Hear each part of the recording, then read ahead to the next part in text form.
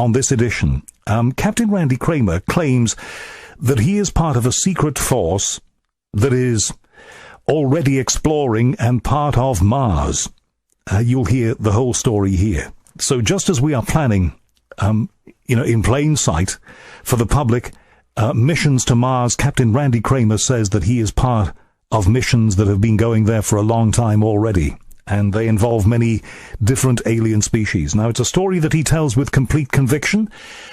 You have wanted to hear him on the show. I know that some of you will find it tests your credulity somewhat, but he is completely committed to the story, as you will hear on this edition. But all right, two guests from the radio show. First of all, we're going to hear from Captain Randy Cramer. Then it's going to be Nick Pope, talking about his current projects on the go in the United States. But first, like I said, Captain Randy Cramer. We are fascinated by the Red Planet. Mars is a place that we are actively making plans to visit. There are private companies doing that. There are plans by NASA and others to explore the Red Planet more, and maybe to terraform Mars, in other words, to turn it into an environment that you could live on, to be able to turn the red dust into something that you grow things on. It's not science fiction anymore, and it's all in the pipeline. It's stuff that we dreamt about when we were kids, and now seems to be coming for real. It's coming reality. We're actually, a lot of us, going to live to see this. But there's another perspective on all of this. What if I told you that there are people who say that we have been to Mars, we're actively involved in Mars, and we have a team of people who are explorers of Mars already? I'm thinking here about the man we're about to speak with, Captain Randy Cramer. He claims to have spent 17 years on Mars and 3 years on a secret space fleet as part of explorations. Now, a few of my listeners have got in touch with me and said, you've got to get Captain Randy Cramer on here. And I know he's done American radio, so let's put him on and see where this goes. Can I call you Captain Randy Cramer or Randy? Randy's just fine. Randy, thanks very much for coming on. Talk to me about you then. What's your background? Wow.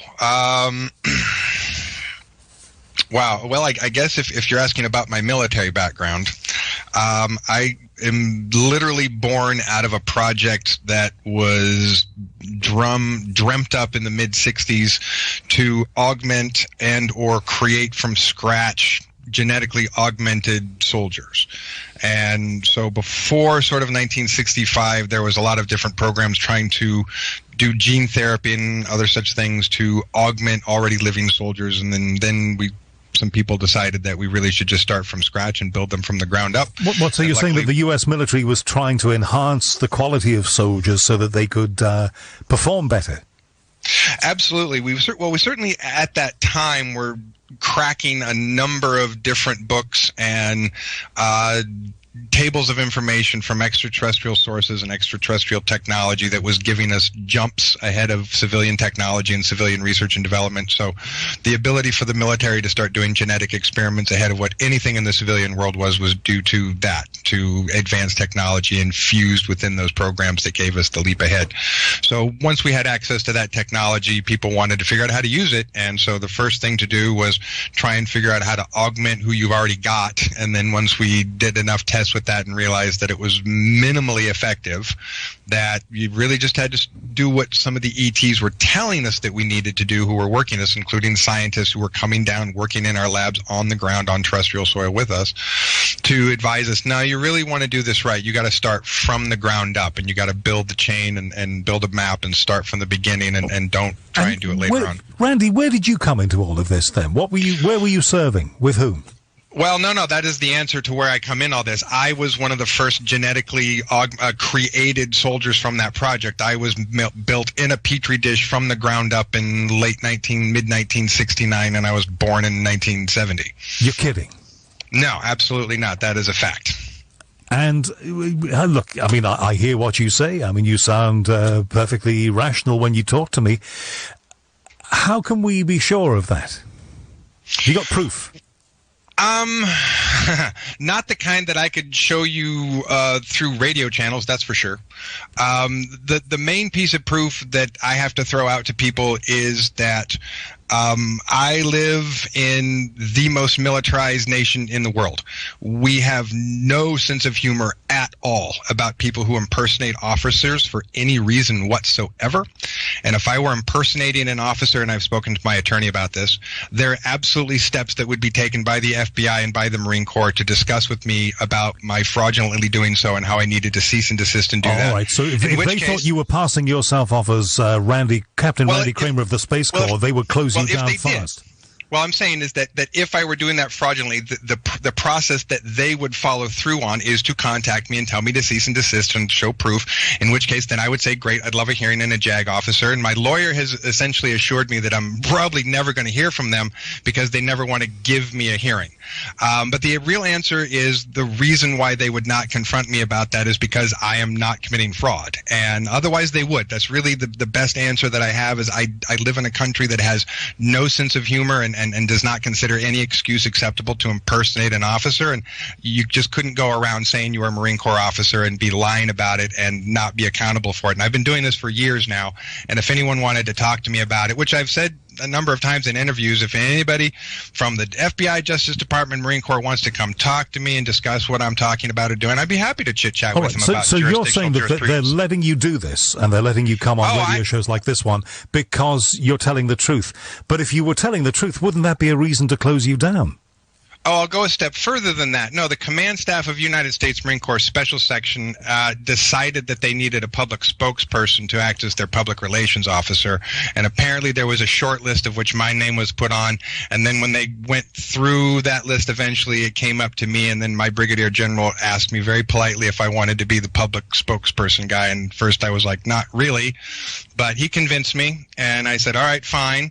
And so, yeah, my commanders have absolutely authorized me through a number of legal parameters which exist in the United States Marine Corps Special Section Special Code of Conduct that go beyond giving me permission outside of security clearance. There's actually a legal mandate for me to do what I'm doing. Okay, I've talked a little bit about that in interviews before, but it's kind of a lengthy legal argument. I've got a million questions for you, but let's wind it back to when you came into this world. You say you were created artificially in a petri dish, and you somehow came up from there. What was your early life like? Where was it spent? What did you do? Sure. Well, protocol there is to take a engineered embryo and implant it into the terrestrial human mother and parental units, which you're taking the basic genetic information from. So my physiological parents, which the basic information was taken from and then, added to, augmented, and changed in the petri dish, as it were. I was born to those parents, and I lived, a fairly normal middle working class life in the Pacific Northwest, like anybody else around me, and had a pretty standard education and a pretty standard life up until the points when traumas and memories started to take the forefront, and I had to figure out what was going on and take 100% dedication to move the memory blocks which are in place, which are security precautions, really, both for you and your family and this. Did you go to school with ordinary kids? Oh, absolutely, yeah. Well, there's two things happening there at the same time. You're living a normal life, which you wake up every day and you perceive that you are going through normally. And then usually at nighttime, when they decide to go take you away for training periods or educational missions or educational experiences, whatever the training is, which ends up being a number of years total worth of training, because they start when you're a toddler. Who are they? Who are they taking you away? Oh, this is a program that was run by a United States Marine Corps Special Section called Project Moonshadow. It was a 300 program that started with 300 boys and girls. Right. About 75% of them boys, about 25% of them girls. So you were created for a mission right from the start. Absolutely. Yeah, as part of a larger group who's sort of, as a larger test group would be to say, if we create soldiers this way using this format. Is it successful? Does it work better than other ways that we would create soldiers? And we've been done very well. So I think that we proved our point that it was a better way of making soldiers. And your physiological parents, who contributed to you, how involved were they in this? They must have been totally involved in this. I can't work that bit out. Knowledge whatsoever. They had no knowledge of it. Whatsoever. All right. And so how did you get knowledge of it then? If they didn't know, who told you?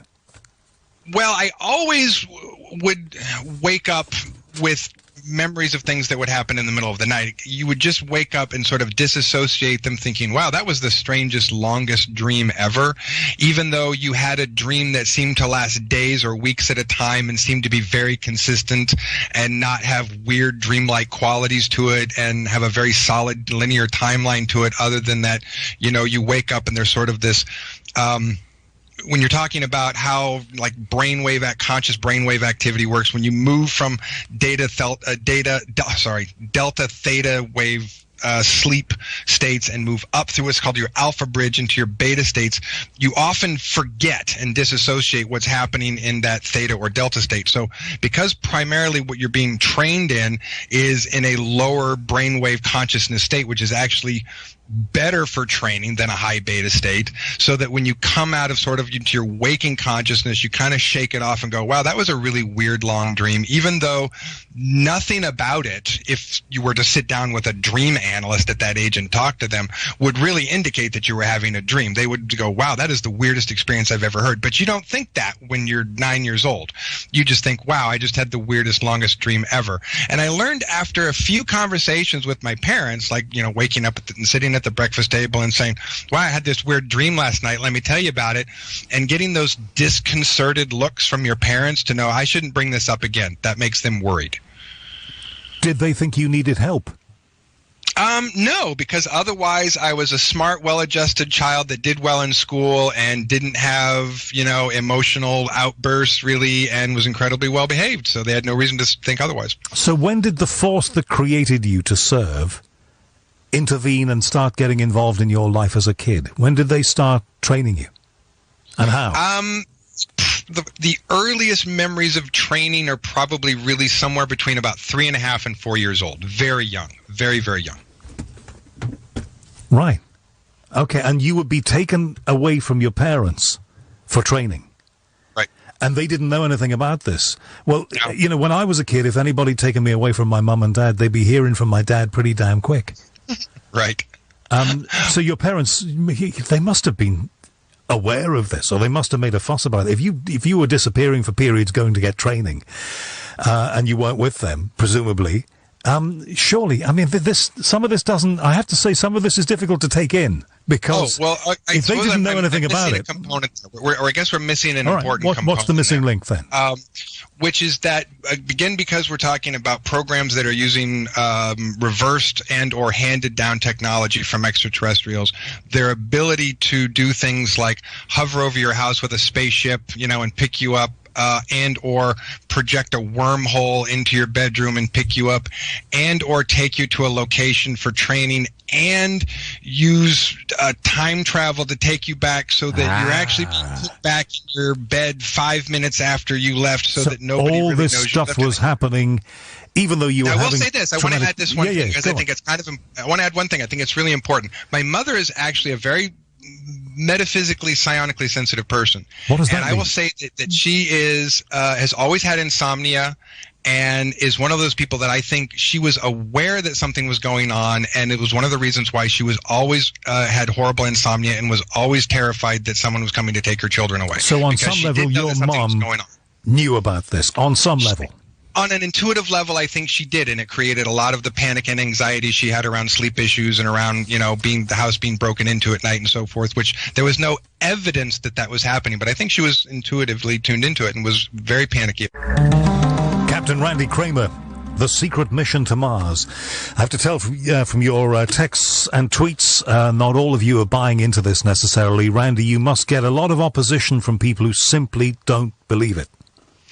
To be honest, not nearly as much as you might think. I mean, there are certainly the number of unranked civilian internet people who want to have their opinion about it. But when it comes to my interactions with my local politicians, elected representatives, local law enforcement, other professional persons, agencies, military personnel, NASA engineers, a whole list of very, very professional, credentialed people. It's never even a question. They don't bat an eyelash with me. They all talk to me very professionally and are very interested in what I've done and what I'm doing and research and development projects that we're working on. And I actually get an incredibly positive reaction from people. The only real negative reactions I get are in the trolling comment section on the internet. I've never had a single person walk up to me and tell me they thought that was full of crap. Not one, ever. Okay. We had a character on radio here called Captain Cramer, who was a bit of a wacky cartoon space explorer created by a disc jockey on radio who's a really creative guy called Kenny Everett. Julie has tweeted just to say this is more Captain Cramer than Captain Cramer. But anyway, look him up online. No, that's nice. Randy. That's good. I like that. That's actually funny. I like that. No, I think it's a nice comment. There are people, though, who say that this is ridiculous rubbish. But we're going to have the conversation, and we can prove, if we can, that those people are wrong. So, Randy, there you are at school, you're being trained, you were born to a mission. When did you know what the mission was? Not until I got there. So when I was deployed, which was when I was 17 years old, I was led away in the standard format at that time, which was through a jump gate or wormhole door that opens up in the wall or a door in your room, and went through there by a couple of technicians that lead you back and forth, and a typical walk down the hall, get on a TR-3B Black Manta, which is this black triangle ships that the military has. A TR-3B Black Manta? Yeah, they're the black triangle ones that everyone sees. They're called the Black Manta. They're made by Northrop. It's called the TR-3B because it's a triangle ship. You're saying that they're ours and not theirs? Yeah. Primarily, if you see a black triangle, that's one that we built. Yeah, primarily. Okay, well, they are a commonly reported UFO. They're all both sides of the Atlantic and around the world. Oh, yeah, they're all over. I have said this before. They are the covert military space program workhorse. They are used by everybody for everything. They shuttle things and people back and forth, cargo back and forth, and do surveillance missions. And I mean, they are just the workhorse because it's the first perfected intrasolar space vehicle that we perfected and mass produced, and it's just. They're ships that were built in the late 60s and early 1970s, which are still in commission, that are still running. They're rusty, shaky buckets, but they still get the job done, apparently. So you were being taken away. The point is that you were being taken away by various craft and various means. Now, if I was being taken away, especially when I was younger, I'd kick against it. If I didn't realize why it was all being done entirely, I would say, please don't take me away. Sure. What about you? Well, in the very beginning, as a kid, you're certainly given childlike explanations for what you're doing and where you're going and what the training's for. And so basically you got, an adult standing there, you want to shoot ray guns and fight space monsters, don't you? And you're all like, yeah, I want to shoot ray guns and fight space monsters. And so it's an easy motivation for a young boy, with sort of being surrounded by all this high-tech, sci-fi stuff, to be convinced that, you're going to fight space monsters and shoot ray guns. And that sounds like a blast at that point. And then as you get older, it just becomes more part of, this is what you're disciplined to be trained and to follow orders and to go somewhere and do what you're told to do. And so by the time you're deployed, it's just a perfectly natural process of, we're time to go somewhere. Okay. I didn't know. So they drew you into this by saying, hey, little man, do you want to play with a ray gun like you've seen in the movies and on the TV? Psychologically, but genetically, keep in mind, I was engineered and built for this. So I'm also engineered and built to think and want that this is a good idea. So it wasn't something that I would have resisted anyway because I was genetically engineered to think it was a good idea. Do you have capabilities that maybe I and my colleagues here tonight don't have? I tend to be a little smarter, a little faster, a little stronger than everybody else. And when you say you're a little stronger, what can you do that we can't?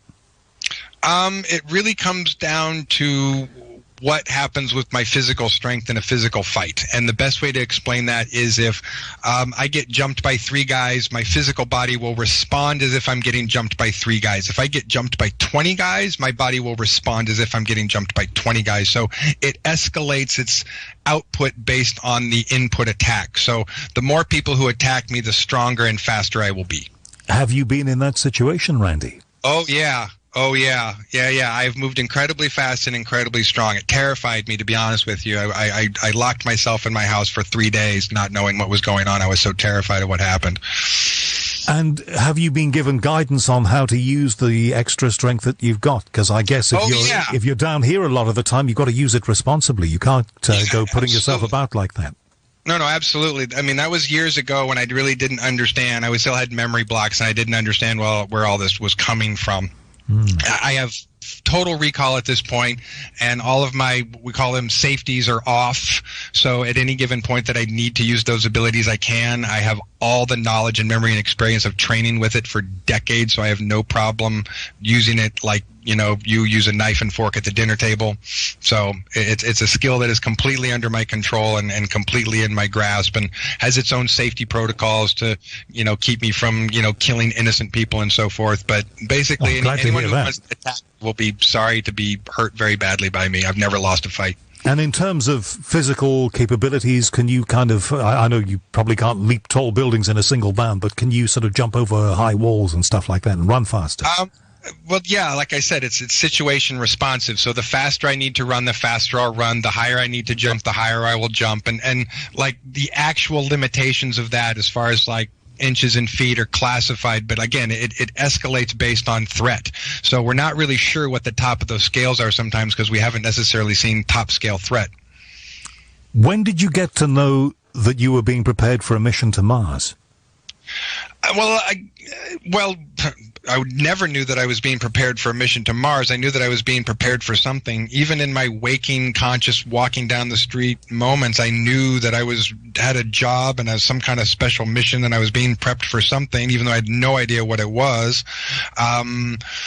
People would talk about, what do you want to do with your life? And I would just internally know, I know what I'm doing with my life. I just can't talk about it, and I would know that I couldn't talk about it, and I would not verbally try to say anything about it. And then in cases where I did attempt to verbally try and discuss it with people, I would literally be incapable of verbal speech for the number of minutes that it would take for me to stop wanting to talk about it. As bizarre as that may sound, there was some kind of lockdown mechanism that if I tried to talk about it, I would literally be physically impaired. My vocal cords would stop working. I would be incapable of passing air over them and unable to make physical speech.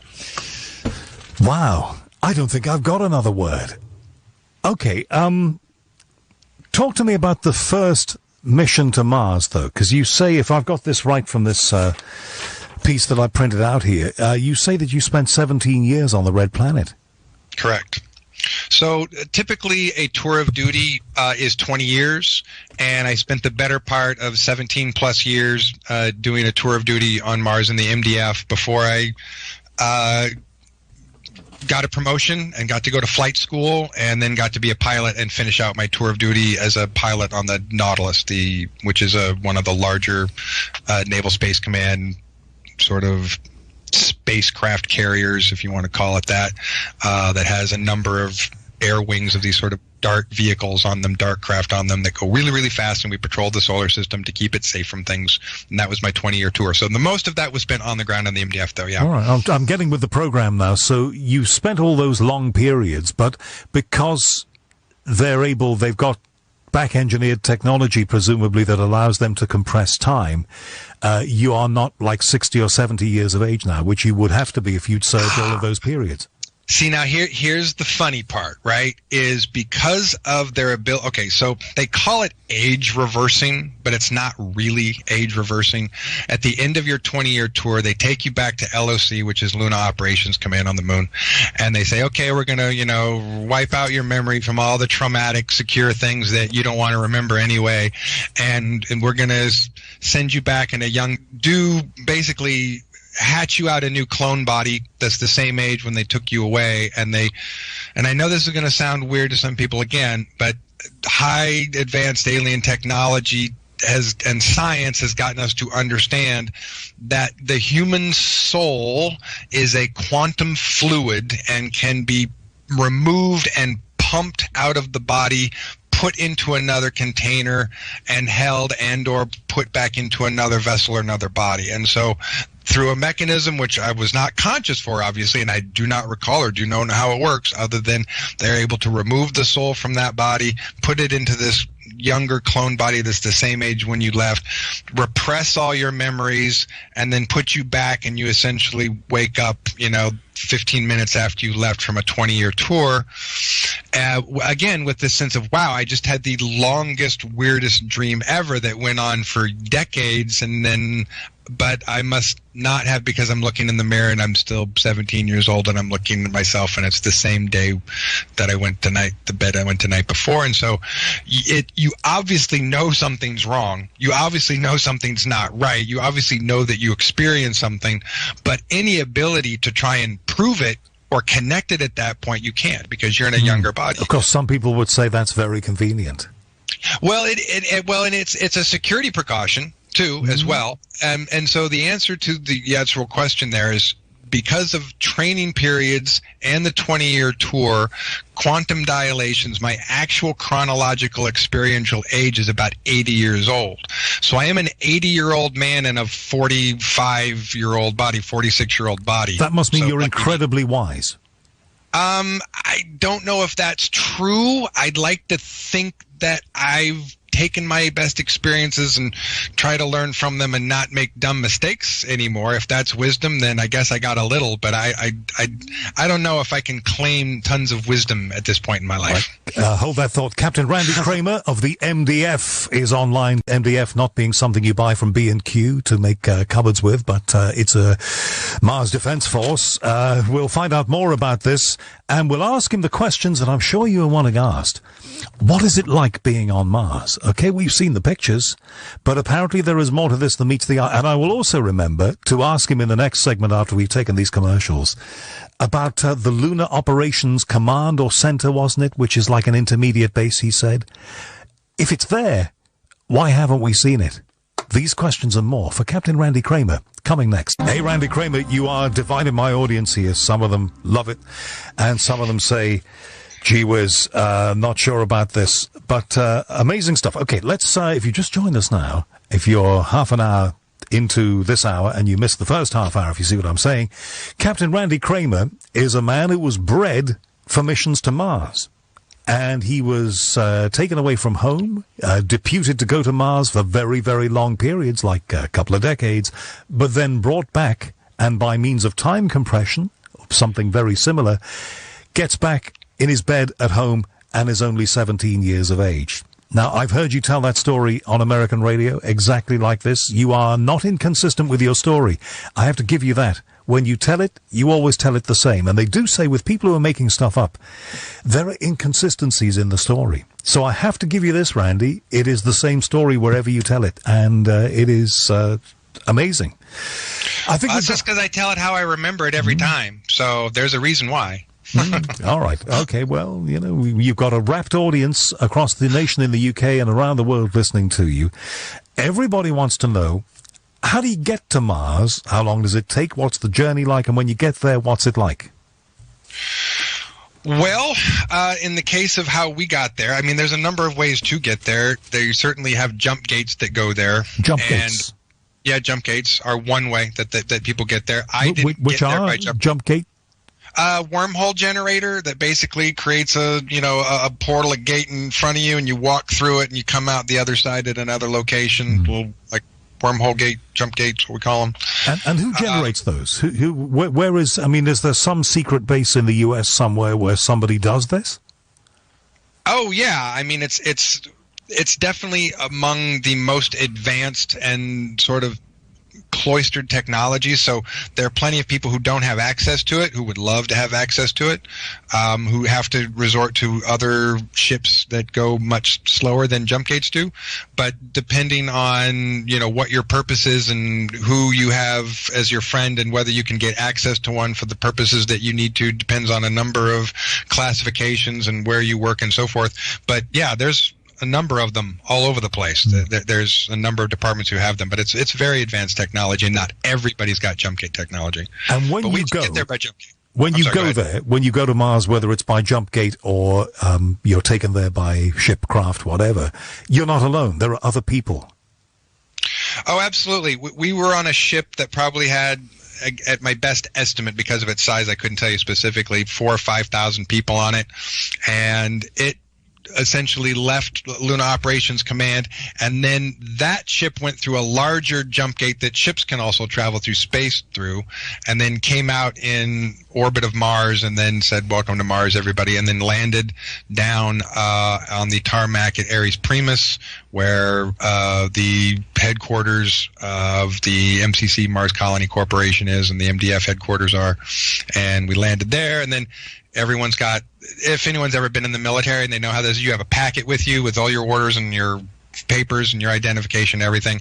And so as everyone's going through a line with their packets, they're getting identified which line we have to go through, which shuttle you have to get on, and where you're going to. And we were just divided up and separated at that point. And then I got on this little shuttle that has like these, I call it like an atomic-powered thrusting school bus, about the size of that. And it was very loud, very shaky, and that was about a 2.5-hour flight to the base where I finally was stationed at. So that was the shuttle. The flight itself, flight itself, like took 15 minutes. Like the flight to Mars took us 15 minutes because we went by jump gate. So it was a very short flight. Very important point, and people would get on my back if I didn't put this point to you. Sure. But some of those craft have, you said, a few thousand people on board them, which they might well have. Where are all of those people, and why aren't they speaking too? Well, some of them do. Do they? But yeah, sure. Some of them do. There aren't a lot, because most of them, their memories have been repressed very, very, call it either badly or well. And so sometimes their brains end up being more Swiss cheese and oatmeal. And it's hard for them to bring memories to a cohesive state. I talk to people all the time who are in the process of unfolding their traumatic memory experiences and are constantly asking me for advice on how to remember things more clearly and how to get their memories back and how to, deal with the trauma and so forth. And so there's a lot of people who are, I will just be honest and tell you that most of them, quite simply, have no desire to be an out in front public person. They don't want to be targeted. They do not want to be, get any hassle from anybody, because most of them have not been given permission by command officers. You must admit that a lot of people would find it strange that you are the main person authorized, you say, to be doing the speaking about this. If there are so many people who go through that experience, and if you're in contact with them here on Earth. I'm one. I'm one of two. One of two, okay. There are two people actually. Well, let me put it in. Try and answer that in a more broad way, to be more specific, to get where you're going at with that. The larger fleet that Naval Space Command sort of runs for the planet is divided into two fleets in the same way that here in America we have a Pacific Fleet and Atlantic Fleet to separate, ships and guard sort of two different coastal ports. And so in order to sort of divide up policing of the solar system, it's easier to sort of divide it in imaginary line down the middle of it and have a fleet on the one side and another fleet on the other side. So you have the equivalent of sort of this Pacific and Atlantic Fleet, and they are called Solar Warden and Radiant Guardian. Now, each fleet decided that they needed to have a spokesperson, and that they would pick a spokesperson, and each of those spokespersons would come out about the same time. And which one are you the spokesperson for? I am the spokesperson for Radiant Guardian. The other spokesperson for Solar Warden is a gentleman by the name of Corey Good. You may or may not have heard of him. Is he in America? He is, absolutely. If you don't know about him, look him up. He's actually does a lot of public speaking, and he's recently been talking a lot about some of the wild stuff that's happening down in Antarctica. He's actually does a lot more public work than I do right now, because public relations is just the tiniest of my jobs right now, but he does a lot more public speaking than I do. You said policing the solar system. Mm-hmm. Who is policing the solar system? Well, Earth Defense Force, Naval Space Command, and this other sort of loose international group of military persons who sort of conglomerate together to make up the fleet. So a number of participating countries have officers and pilots and so forth that they contribute to the larger program, and then those people are distributed throughout the fleet in various missions and persons. So this is real-life Star Trek, then? It's the Federation? Pretty much. I mean, except that and if you want to get all nerdy about it, the Federation's mission was very diplomatic and peaceful and was non-military, and we definitely have a military mission because we consider the military protection of the solar system to be absolutely necessary given the tangible threats that we have to deal with, which again aren't so horrible that we can't deal with them, but there is a list of tangible threats that we have to deal with. Now, one of our listeners, Hedy, who is a scientist and is a regular contributor to this show, says prolonged exposure to 17 years or whatever of Martian gravity would cause massive bone deterioration. How did you avoid that? Well, we have this amazing medical technology that was used on us all the time because we were in the field engaging in regular combat, and I've had my arms and my legs blown off so many times I can't even count. And they essentially use what we call a holographic regenerating medical bed technology, which uses a projected hologram at a cellular level to convince your body to regrow and damaged and ripped off limbs. So you and what's that technique called again? I love the name of that. What's that called? Holographic? A holographic regenerating medical bed. Holy moly!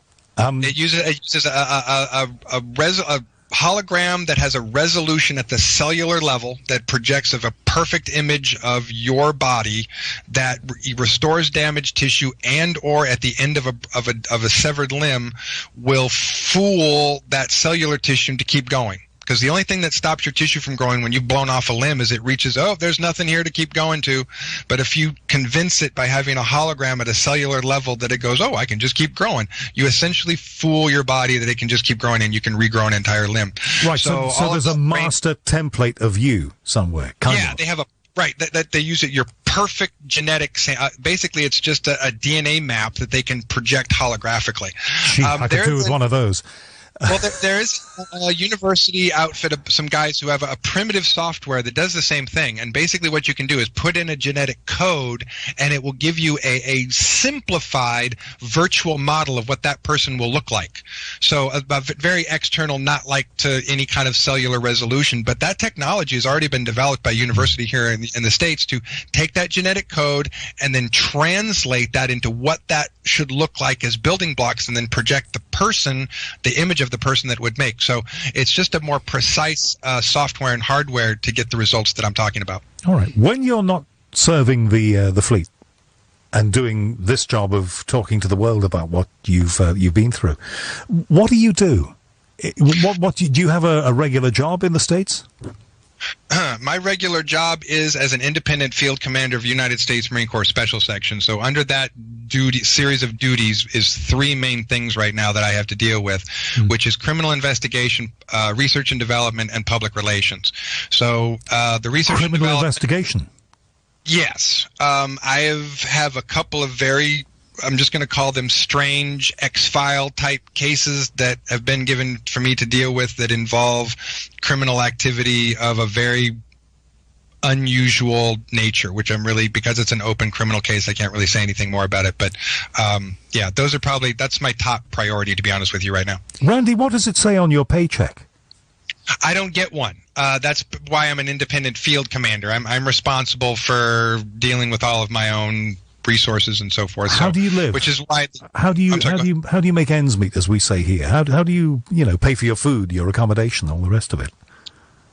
There's some wonderful people who have been wonderful and helped me out when I've needed it. I do teach a psionics class, and every once in a while when I do one of those, I get a marginal fee for teaching a class. Okay, I get teeny fees for public speaking, which doesn't amount to anything. But to be honest, it's some really wonderful people who have picked up the slack and said, we want to help you, and have taken care of that for me. So really some wonderful folks. But I know it's not called this, but why aren't the Star Corps paying you?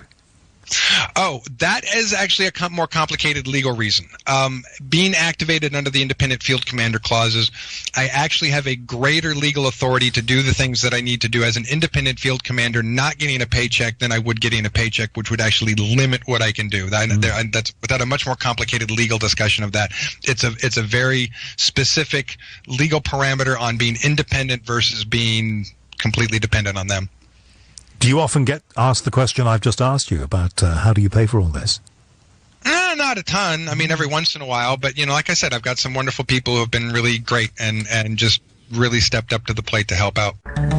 Captain Randy Cramer, a man who's been on a lifelong mission to Mars, has actually been there for extended periods and then brought back to Earth and has been healed up there whenever he's had injuries. It's a quite remarkable story. And Randy, you told me the story about how you don't get paid by the people behind the mission so that you can maintain your independence.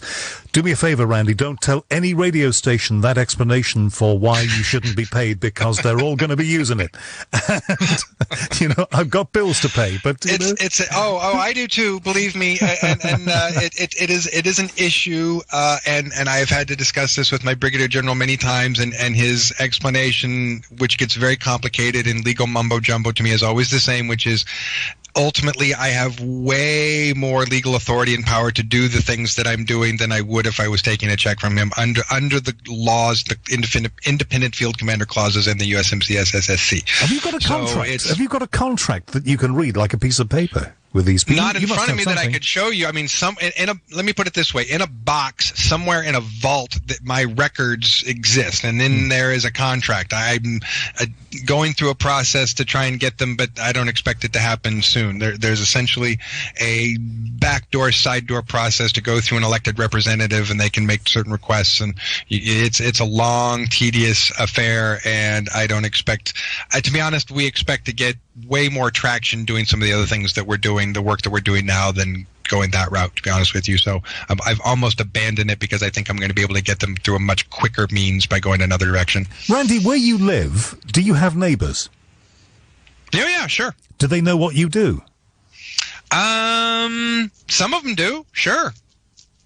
And what do they make of it?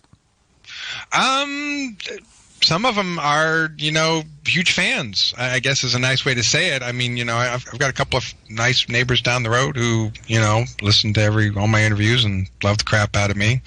My next door neighbor, I've been keeping her posted for a while, and she's always been worried for my safety more than anything else, bless her heart. But, again, as much as, you might hear people going back and forth on the internet, none of the people who I have personally talked to, had personal experiences with, who personally met me, have ever given me any crap whatsoever, and have never questioned me.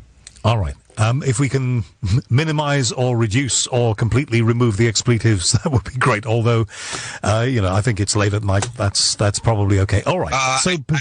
Sorry, I try my best, but I do have a potty mouth. I try. Sorry. Okay. Well, this is the radio, and we are the United Kingdom, and we try and rise above those things. Okay. So, Mars. What's it like to be on the surface of Mars? Well, the gravity is less than half. It's about 0.4, so it's much lighter. That's for sure. And that's why you have the extra strength, then, presumably. Well, I mean, first of all, we're there in an augmented, powered body armor environment suit. So, not only do you have the ability to sort of jump higher and throw things farther, you're in a powered body armor, so you can even jump higher and farther and throw things farther. So it's a little crazy. But you're not allowed to bring that back with you. Oh, heck no. Let me put it into another perspective. If we were to have extraterrestrials from a larger, heavier gravity planet come here, they would be able to lift cars and jump, across buildings and so forth. So when we go to Mars, we're that species. We're that alien from a heavy gravity planet that can jump over houses and throw cars. Got it. What about your interactions, if there are any, with what we call ETs? Do you have any of those? Yes, certainly we had, rough and tumble combat on the red planet itself between two different reptoid species and an insectoid species from time to time. But I have to say that my most...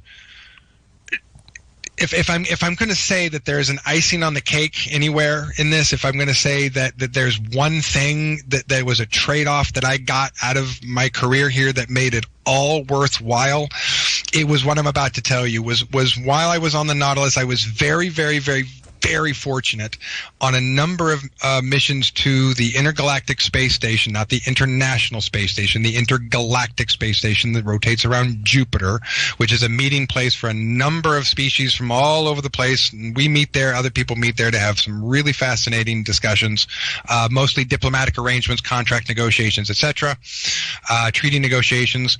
And on a number of occasions, I was tag along, basically, as one of the only flight officers with hand-to-hand combat experience. I was a just in case, even though there was never a just in case. It was always very peaceful arrangements. But they wanted one guy who could stab somebody in the eye with their thumb if they needed to, and that was me. So I got to go along, and I got to sit at many different tables across from many different species while senior officers were having many different discussions, initial negotiations, contract negotiations, treaty negotiations, first contact meetings. It was one of the most amazing things ever. And who are your favorites? Dozens of species. Who are your favorites? I'm sorry? Who are your favorites? Oh, gosh. I mean, on Star Trek, I used to like, on the old series, the Little Tribbles. They were good. But, I mean, of all the species, you know, who are the most interesting and the ones that you like? Or do you like them all?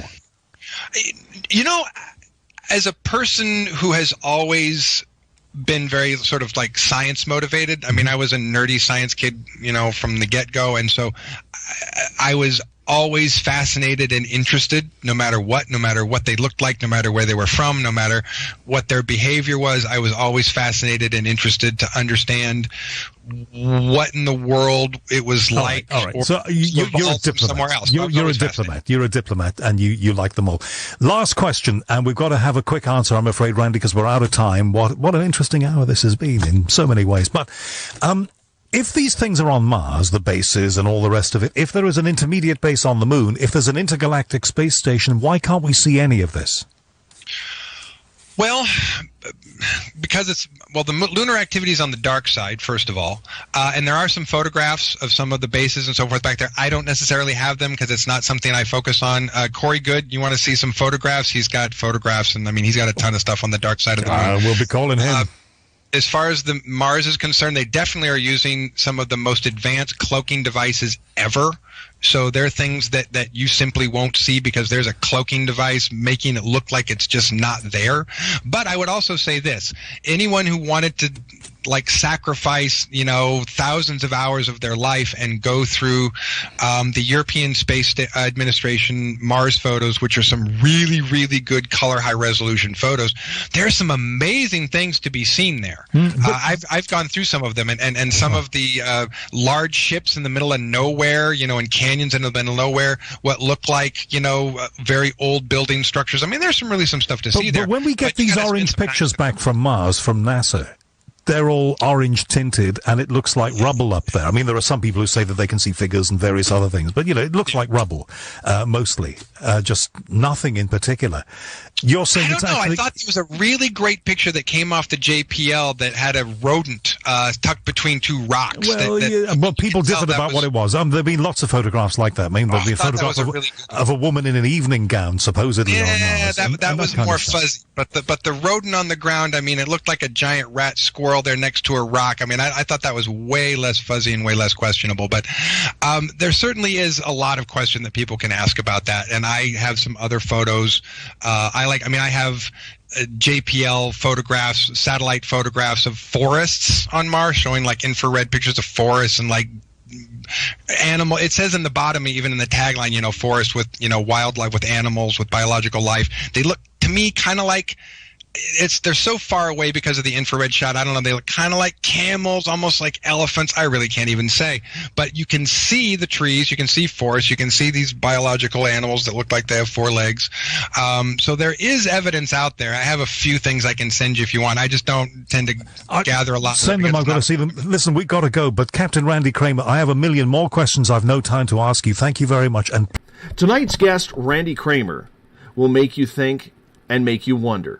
You see, Randy, otherwise known as Captain K, is a military project. We've talked super soldiers on this show before with Laurie and Fenton and others. And if you've never heard Randy's story, be prepared to be amazed and in awe. Randy is the most public figure in the world of conspiracy, in my opinion, when it comes to government black ops. He is a retired Marine. He spent 2 decades of his life serving the United States Marine Corps, but his hot spots weren't Afghanistan or Iraq or anywhere in the Middle East. They were on Mars. Yeah, take that. So, for those out there who believe that we haven't visited the Red Planet yet, Randy's going to make you think again. His stories and knowledge will sound outlandish and so sci-fi, many of you will think there is no bloody way in hell that he's not reading a movie script.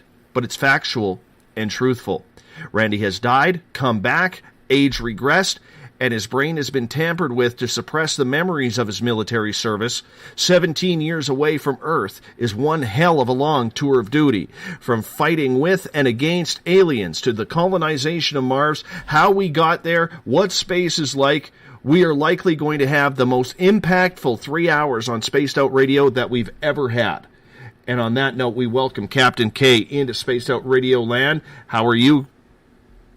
I'm good. How you doing, Dave? I am good. And you know what? I checked with certain people, my guides, everything. We're not being dismantled tonight. Because when I had you on the show exactly 1 year, 1 month, and 5 days ago, we actually, 21 minutes into the broadcast, got hacked to the point where I had to shut the show down. And you were laughing on the other side of it, because when I called you on the phone, I'm brand new to this show. I'm all embarrassed because I'm trying to make a name for myself, and this crap happened. And you were laughing, and you're like, Dave, I've been on 14 interviews. This is the 6th time I've been hacked. Don't worry about it. And you made me feel so at ease with that. And I've wanted to state publicly to you that that moment when you said that meant so much to me, Randy, because I was so embarrassed and really thought that this may be the beginning and the end of SOR. But 2 years later, here we are.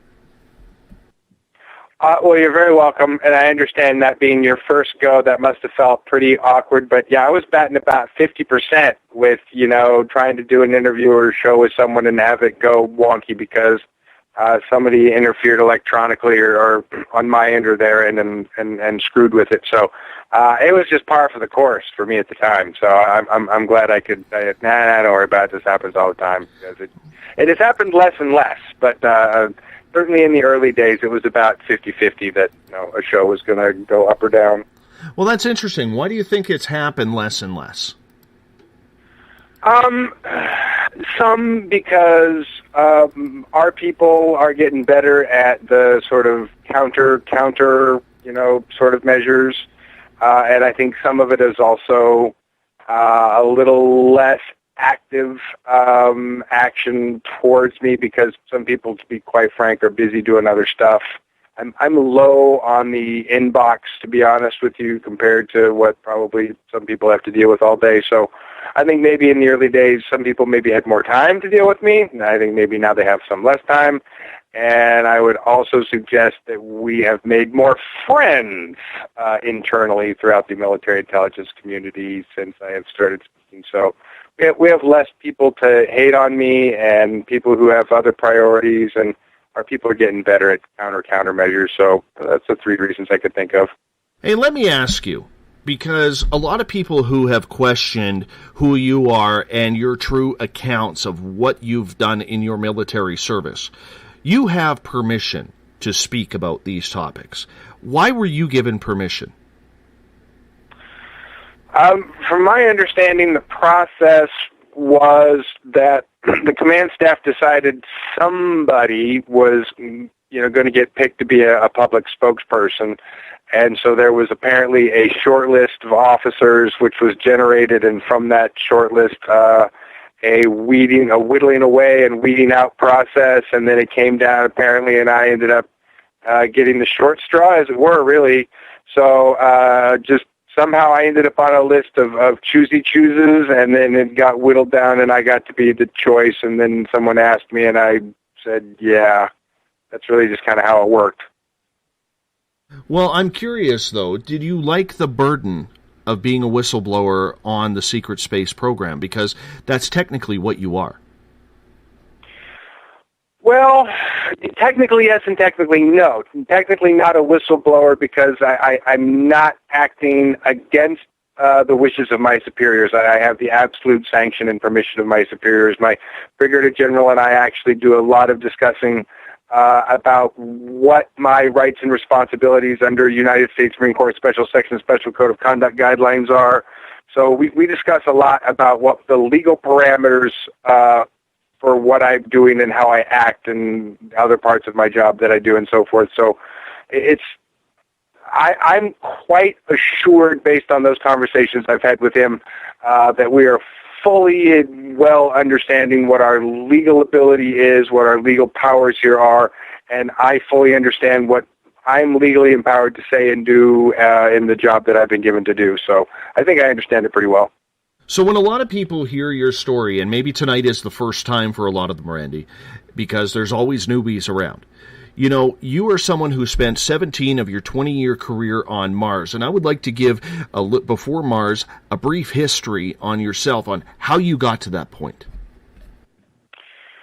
Well, sure. That's where the story, I mean, it's probably hard enough for some people to accept that, you know, we have a 70-year secret space program that, you know, got to the moon way before we say we did and got to Mars way before we say we did and started building things in both places way before we officially say we did. I realize that can be hard enough for some people, but it is a bit more of a stretch to say where I came from, because in the sort of early to mid-'60s, one of the technologies that the different agencies within the covert military space programs were developing were genetically augmented soldier, aka super soldier programs. So of that sort of era, this is always part of the complicated part of the story, things were going, what I would say, and what United States Marine Corps Special Section investigators and observers would say was going not in a positive direction. Instead of making really, really sophisticated, quote-unquote, super soldiers, there was a much more focus on making what I would really refer to, or what we refer to in the report we did on the subject, called murder machines. And there's a difference. There's a distinct difference in how you design, engineer, program, and develop someone to be a super soldier versus a murder machine. And one is obviously imbued with self-thinking ethics, a moral center, you know, and how it goes about its mission and duties and obeys its orders, versus one who just, you know, pulls triggers on command. And how you have to condition human beings and the human mind to do that is a sort of very unfortunate process. You have to sort of break down people a lot to make the murder machines, and so you end up sort of hurting the raw material, as it were, not to sound too cold about it, but when you're thinking about human beings as raw material and you're damaging them in the process, you're not really making the most effective use of them. So we recommended some better usages. So my program came out of a notion of let's have some better usages. So let's start with that I came directly out of the notion that I was going to be designed and built under a augmented soldier, super soldier program under United States Marine Corps Special Section guidelines and auspices. And that means, unlike some other programs where they were taking young children and adapting them, I essentially was engineered from the ground up. So the notion that they were taking raw material from a family line that had genetic material that they were fond of, and knowing that they were taking portion from my biological mother and my biological father, and then tinkering with that in whatever fashion that they felt, you know, would make me sing, as it were, as a super soldier or as an augmented soldier. And then I was gestated and born, and then immediately entered into a program and training program pretty much as an infant and as a toddler. So I know that's where we start to, some people even go farther off, is that we almost immediately, when we were able to develop these technologies, did start some programs to build soldiers from the very ground up. And I was probably one of the first programs where we were just building people genetically from the ground up, chain by chain, and mapping them out and building them. How did you get chosen for that program? Did you have a choice, or were you genetically modified for that program? Well, yeah, again, that's the distinction I'm trying to describe here, is that more to the point, families were picked based on their genetic sort of makeup. So my family was picked, meaning my mother and my father were picked based on, because they were a family unit that was making babies, and that they had a potential to make some kind of genetic mix that was favorable to the outcome that they wanted, and that's a long conversation about that criteria. That somehow then they decided, and before I'm ever born, before I'm ever conceived, before I'm ever thought of, they are able to look at that genetic material and say, all right, what do we want to make? And think about how they would bring those two pieces of material together and add all of the material together that they would want to make me. So that's the drawing board process where I was designed, then constructed, then incubated, then gestated, then born. So I really, truly was built from the ground up. Blueprint, Petri dish, drop, mad scientist laboratory, the whole deal. How did you find out about that? Because in a way, that had to be a little heartbreaking.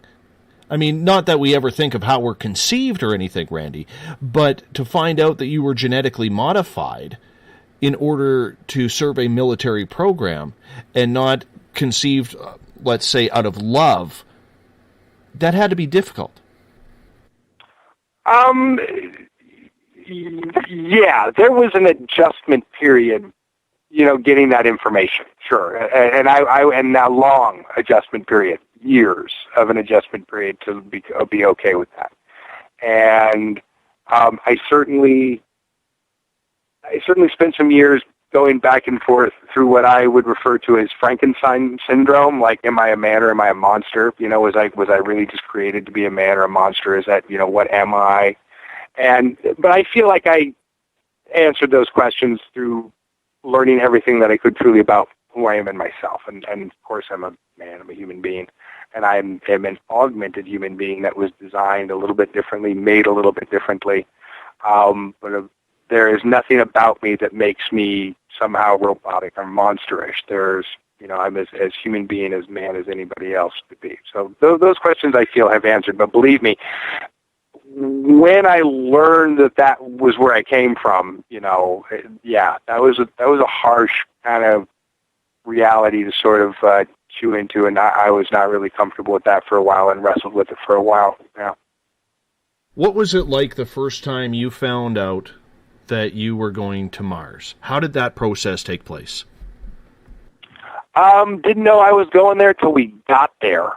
So that's probably the shocking part, is that I knew I was going somewhere.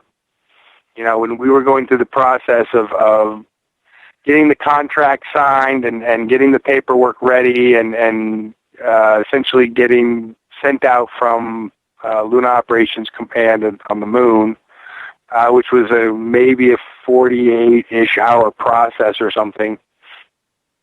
I didn't know where I was going, and I was told that I had to sign everything before we could be told where we were going to go, but then we were basically going to get told by the people who were taking us there when we went there, but they didn't tell us until we actually arrived there. So, we left in a very, very large transport ship from the moon and then took a jump gate to Mars, and at that moment was told, on the intercom system by the pilot, welcome to Mars, your new duty station. So at that point, I was like, excuse me, what? Excuse me, where? What? I was, you're with a lot of people being told, to just orderly, if anyone who's been in the military knows how this goes, it's get in line and follow the person in front of you and don't stand there too long or the guy behind you is going to step on your shoes.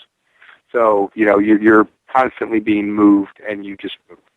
So, in this process, you're just moving and being moved from one place to another and sitting down where you're being told to sit down and waiting when you're being told to wait and then disembarking when you're being told to disembark. But at that moment where you're being told, yeah, welcome to Mars, it's a bit disconcerting.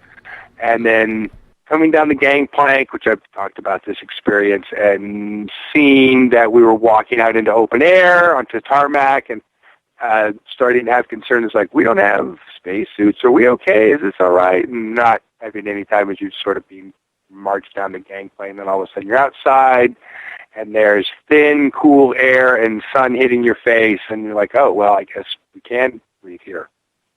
So, but all of that is happening so fast. There's not a lot of time to stand there in any kind of poetic repose and go, let me think about how I really feel about this right now. Because you're just being told to go, go, go, do, and you don't really have time until the first time, probably the first time that night that I arrived, the first day that I'm like in my bunk, trying to go to sleep, thinking, what what happened? I woke yesterday. I was not on Mars. I was at home, and things were cool. Now I'm here. What? So, yeah, but believe me, the process of also what you're doing there, you're not just standing around with your thumb up your butt. So, I mean, immediately the next morning, that's like get up, eat, training, and you're go, go, go, go, go. And by that, within 48 hours, you're in a new life. And you just adapt to the new life that you're in. So it all happens pretty quickly, but you don't have much choice as a military operative to just adapt and go and do. So you do, but believe me, there are moments where you're just, what now? How did this happen? What am I doing here? But you're with a bunch of other people that are having the same response, and you all just kind of like, well, here we are. Okay, here we go. I want to go back. So much for what everybody else told us. I want to go back just a couple of seconds, because you said you took a jump room or a jump ship from the moon. So how did you get to the moon? Like, were you at a military installation in the United States or a special covert op building somewhere, and then you made the jump? Like, explain how that happened. Sure. No. The journey from, where I was sleeping in my bed and I got picked up is two guys, jump gate technicians, come through jump gate into my bedroom. I get taken through that jump gate to a local station here on Earth, where we then board about, I want to say 35, less than 40 of us boarded a TR-3B, which is a black triangle ship. That took off from the American Southwest, headed for the moon. That took about 90 minutes. We got to the moon, and then what proceeded to be, again, about maybe a 48-hour period of processing of a medical exam, a contract signing. We hurry up and wait, and then we boarded a very large transport ship, which was several thousand people. I'm sure it was several stories high. And that ship took off from the moon and then created its own jump gate, or a jump gate was created for it. And then it traveled via jump gate to Mars orbit and then landed on Mars on the tarmac. And that trip, so the TR-3B trip's about a 90-minute trip, and the transport ship from the moon to Mars was like maybe 15 or 20 minutes. Very fast. Randy, this is so out of a sci-fi movie that we just, as most humans, cannot conceptualize what you have gone through to get from the moon to Mars within minutes. We look at that as a couple years away in our current space travel that we know of.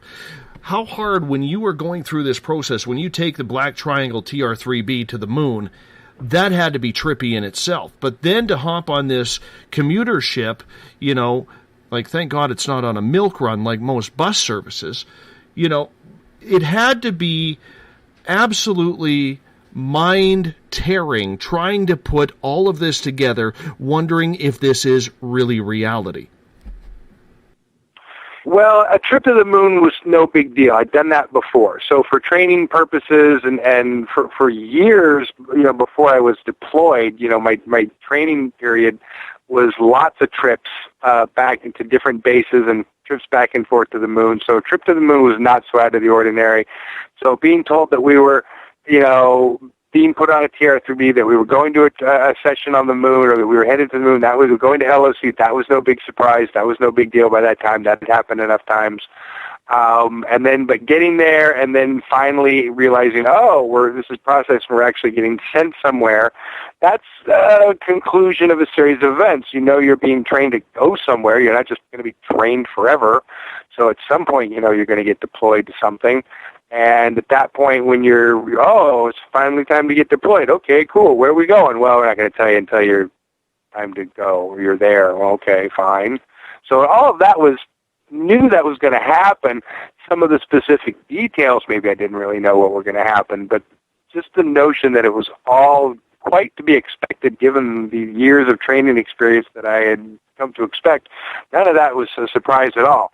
So in context, it probably, all of that makes it more digestible, right? The fact that I knew where I was and what was going on and that, you know, this was all sort of very supposed to happen. Just, I didn't know exactly where we were going, you know, or what the destination where I was headed was going to be. And that was a surprise.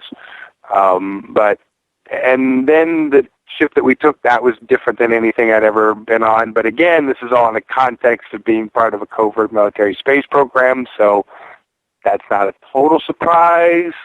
You know, taking a ship that takes a jump gate, that, again, I've taken jump gates before, so that's not a surprise. The ship takes a jump gate, that's not a total surprise. Just because none of these things are necessarily things that have happened before, they're in a context which is not shocking. Surprising sometimes and like, what? But not just so shocking, like, what? Wait a minute, I was supposed to be pushing a broom today, when, you know, there is this whole other programmed knowledge within me as part of goes with the training and the experience of the training that I know what's going on, I know what's happening, so that's not a surprise or a shock. Absolutely. And what did it feel like in that travel? Because none of us listening to this show, unless they are part of or privy to some government operation, know what it feels like to fly in space. How was it to go from here to the moon, and then because the transportation was so quick from the moon base to Mars, what did that feel like on your body? Well, I mean, the TR-3B ride, it has a pretty good gravity field, inertial damping field, so you don't feel much movement at all when you're flying in one of those things, and so that's a pretty smooth ride. The large transport ship, also an incredibly smooth ride as far as not really feeling much ups or downs. But going through the jump gate, you certainly have at least I do anyway, my sensation of disorientation, of physical disorientation going through jump gates is fairly the same every time. And I don't know that it's the same for everybody every time, but it's, you know, it always feels to me like being squished into a ball and spun down a tube and then all of a sudden opened back up, you know, and popped out to normal all of a sudden, and it all happens so quick and instantaneously that it's incredibly disorientating to me. I suppose it became less discomforting and painful over time, and to me it's a little more painful and discomforting, but I've been told that has more to do with the way that it affects my inner ear, and that the way when you're passing through it that it's affecting your inner ear has way more to do with the sort of spatial disorientation experience. That's not something that's actually physiologically happening. You're not actually being pushed into a little ball and then spun around, but that's what's happening because of the disorientation of going through a temporal spatial wormhole on your inner ear, et cetera, et cetera. And so some people have a very disorientating response to that. Some people have less so. I have a pretty disorientating response to that. And so I always feel like I'm spinning around, and then I just kind of like all of a sudden pop back out when you come out the other side. So going through a wormhole in a large ship felt not much different, other than that I could still, you know, my hands were still attached to my seat or lounge, whatever it was, you know, lounge seat, kind of a sort of classic astronaut lounge chair. I could still feel my hand and my body attached to that, which is a little different than when you're walking through a jump gate. You feel a little more freeform because you're just stepping through. So in some ways that felt a little more stabilizing, because I could still feel that I was holding on to something, that I was attached to something, but I still, you know, lost my ability to sort of sustain vision, and had a visual and physical sense of vertigo or disorientation before it stopped again, and I could open my eyes or see again, which is you come out of the field, I guess. So it was a little different in a ship, that's for sure. Less disorientating, but it was still weird. So you walk down the plank, you realize they say, "Welcome to Mars." Do they, I'm not saying they put a lei around your neck or anything like that, like they do in Hawaii, but you walk down the plank in military march. You get your first... No, it's the opposite. It's the opposite of here's a lei on your neck, welcome to Hawaii. It's like, go, go, go, go, move, move, move, go, go, go. So, yeah, you're being rushed off that transport pretty quickly. What does the air taste like or feel like? Thin, cool, and, there is a thick iron oxide just everywhere, so it smells rusty. There's a rust kind of smell.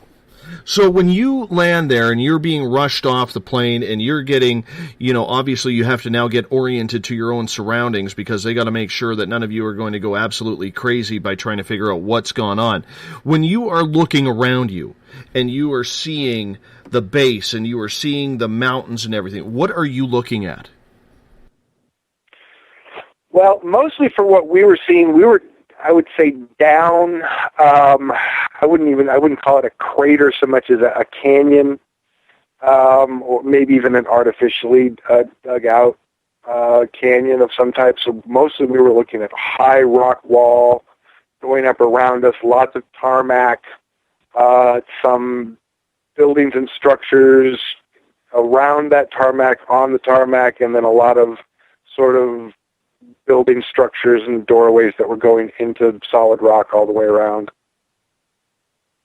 So this was obviously a very large landing port where things landed down in sort of the middle of this, landing bay. It had a very high rock wall and then all sorts of things that, people going, disembarking in and out of various buildings and structures around that, so who knows exactly where.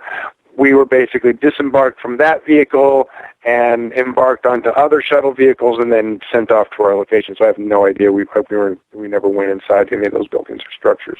It was obviously a very, very large landing port. What were those vehicles looking like? Because when I think about it, I don't believe they're going to be putting 747s or Janet jets heading to Area 51 out on the tarmac. Is it some sort of specialized space vehicle that nobody here on the planet has seen?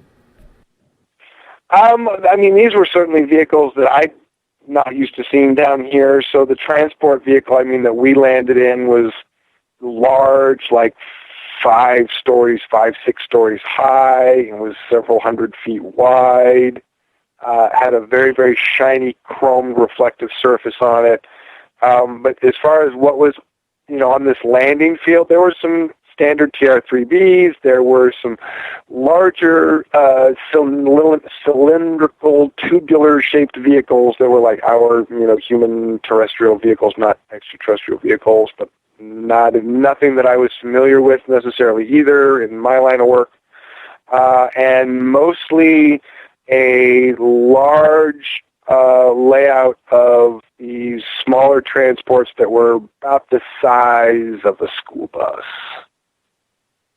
Lots of those, and they were sort of gray, very dirty. They looked like maybe they were originally white when they came off the service line, but they were very dirty and gray and red and muddy colored, and so they'd seen a lot of use. Was it a lot like Area 51 where employees who have embarked there say you can't look at anything, you can't stray your eyes, you must go to your certain path, you're not allowed to look down hallways or in other rooms? Was it like that there, or did you have the freedom to take it all in? Oh, well, in the sense that we were being rushed very quickly from point A to point B, no. You did not have a lot of time to stand there and stare and gawk, but they weren't deliberately trying to conceal necessarily things from you. I think that they were more relying on the fact that you were going to get off that ship and get on a school bus-sized transport within the next 60 seconds and then be gone. So really whatever you saw was going to be fairly inconsequential. I'm just trying to put this all into reality here and what it feels like and what it's like because, like I said, 99% of the people you talk to on a daily basis in a public forum, Randy, they have no conception of any of this, myself included. So trying to put this all together, and I'm looking, and I know we have veterans who listen to this show on a nightly basis. We're all excited to actually hear all about this. Let's talk about you as the soldier. So what was your main job? When you went through that first briefing, what was that like? Well, yeah, the first briefing was, here's how the equipment is going to work. Here's the main equipment you're going to be using. Here's the power-assisted, body armor you're going to be using. Here's the sidearm you're going to be using. Here's the rifle you're going to be using. Here's the hand-to-hand weapon you're going to use. And here are the main things that you're going to be using those tools against and for, and here are some people to tell you about what you need to know about that. And, it was the basic introduction of the major officers of the division and what we were going to be using as far as our tools and who was going to tell us how to use them and what we were going to be doing with them. But it was just sort of basically a standard briefing, except it was, very unstandard, telling us that we were going to be wearing pretty high-tech equipment that was unfamiliar to me at that time. We had not been trained or tested in any kind of power-assisted body armor before, so that was new. And fighting actual extraterrestrial beings in those suits of armor, and that was new. And but we were essentially, like any military briefing, you're given it in a very calm, sterile kind of way, where there's charts and pointers, and someone points and tells you very calm how this is going to go. So you're being explained things that are not going to be calm at all in a very calm manner, which makes you sit there and go, okay, yeah, all right, I can deal with that. So you are processed through that briefing in a way that's like any military briefing. You have a calm, clear explanation by a bunch of calm, clear folks with charts and things that make it all seem very reasonable, and everyone can feel comfortable about it. And someone tells a few jokes, everyone laughs, everyone feels comfortable and can slap each other on the back like it's going to be okay. And, you want to keep morale up, so you want to make it a positive conversation as you can. But it was a realistic conversation about what we were going to be doing, tools we were going to be using, and who we were going to be using them against. And just in such a matter-of-fact way that, certainly there was some, rumblings and oohs and ahs as we were being explained to things, but, it was always with a, calm down, it's, we've been doing this for a while, so it's no big deal, and, lots of toning down of the excitement, and so forth, to try and normalize everybody pretty quickly. What was the body armor like, number one, and number two, what kind of weaponry were you using? Because I'm pretty sure you weren't using sharp, pointy sticks. No, not for the most part. No, the Archer series, full-body, power-assisted body armor was what we were using, and the Tycho series, Gauss rifle or, railgun, magnetically propelled rifle was what we were using. And then we had a personal sidearm, called a personal utility tool, or called a putter, which was a really heavy, vicious sort of handheld weapon that had pointy, spiky things on different ends and kind of an inverse guillotine blade, so that when you grabbed it really firmly and sliced across in front of you, you could just about take somebody's head off with it. It was a pretty vicious little tool. And in and out of those tools, we were given a lot of other tools to experiment with. So we had some, interesting grenades, infrared grenades that you could throw up into the air, and they would find targets that were non-friendly targets and then direct themselves down at them. That was kind of fun. We had some shoulder-mounted rocket launcher for a while, but that didn't go over necessarily very well because the reptoids, the indigenous reptiles, were very psionic, actually, and they had the ability to psionically detonate them. And so after we had enough people getting their heads blown off, we stopped using those, discontinued those. Sometimes also we would get equipment that just didn't work very well. It was a fail. For different reasons, people discontinue or don't want us to test it anymore, consider we don't need to test it anymore. So most of what we were doing was, as I have found out over time, was testing equipment. So it explains why we were getting new equipment and changes and upgrades in equipment fairly constantly. I think it's very interesting because it sounds so video game-ish, and it reminds me a lot of the old video game Doom when it first came out. And when you were being tested with this new technology in regards to weaponry, were you shooting conventional type bullets? What were you shooting at them? Oh no, yeah. The Gauss rifle is a magnetically propelled rifle, and so you're basically. I guess let me explain for you. I guess people don't know what a Gauss rifle or railgun is. It's a series of magnets underneath your barrel, essentially. And so by turning those electromagnets, by turning them on and off in series, so that the very, very one down at the base of your barrel is on first, and then you turn that one off, and then turn the next magnet on, and then turn that one off as you turn the next magnet on. You do that so quickly within milliseconds, it grabs the metal projectile and sings it down that rail and flies it out the barrel incredibly straight, incredibly fast, incredibly smooth, without a chemical explosion, which means you don't have kick and you don't have heat like you do with a chemically propelled bullet. So we did a couple of times experiment with energy weaponry, directed plasma weaponry, etc., but I will have to say that we tended to favor projectile weapons.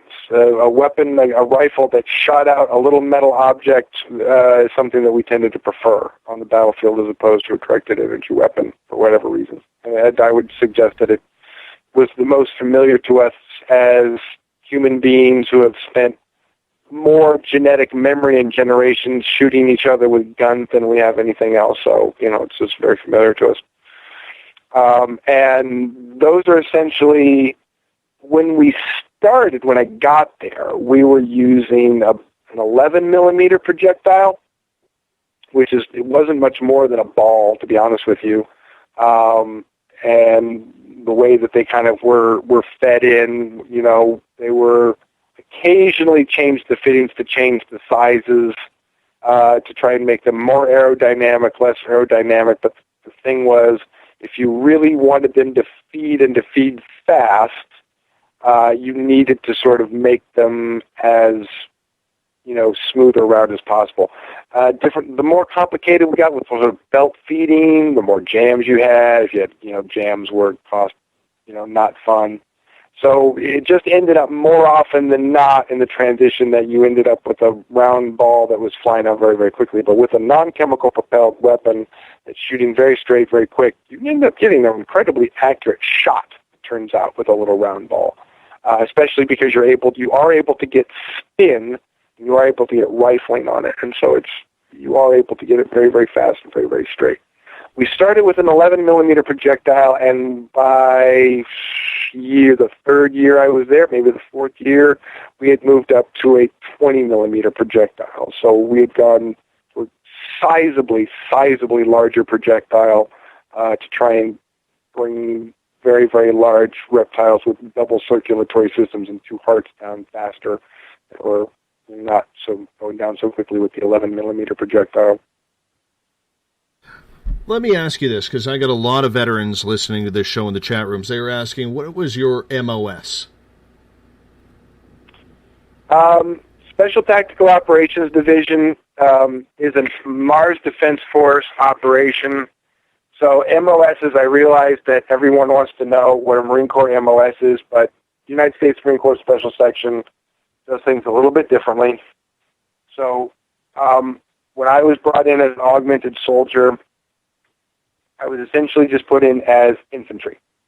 But infantry becomes Special Tactical Operations or Special Tactical Infantry as the programs develop. So then that developed into something called Augmented Infantry, which then changed into something called Special Tactical Augmented Infantry. So a number of these names have changed even throughout the time that I have been in a soldier.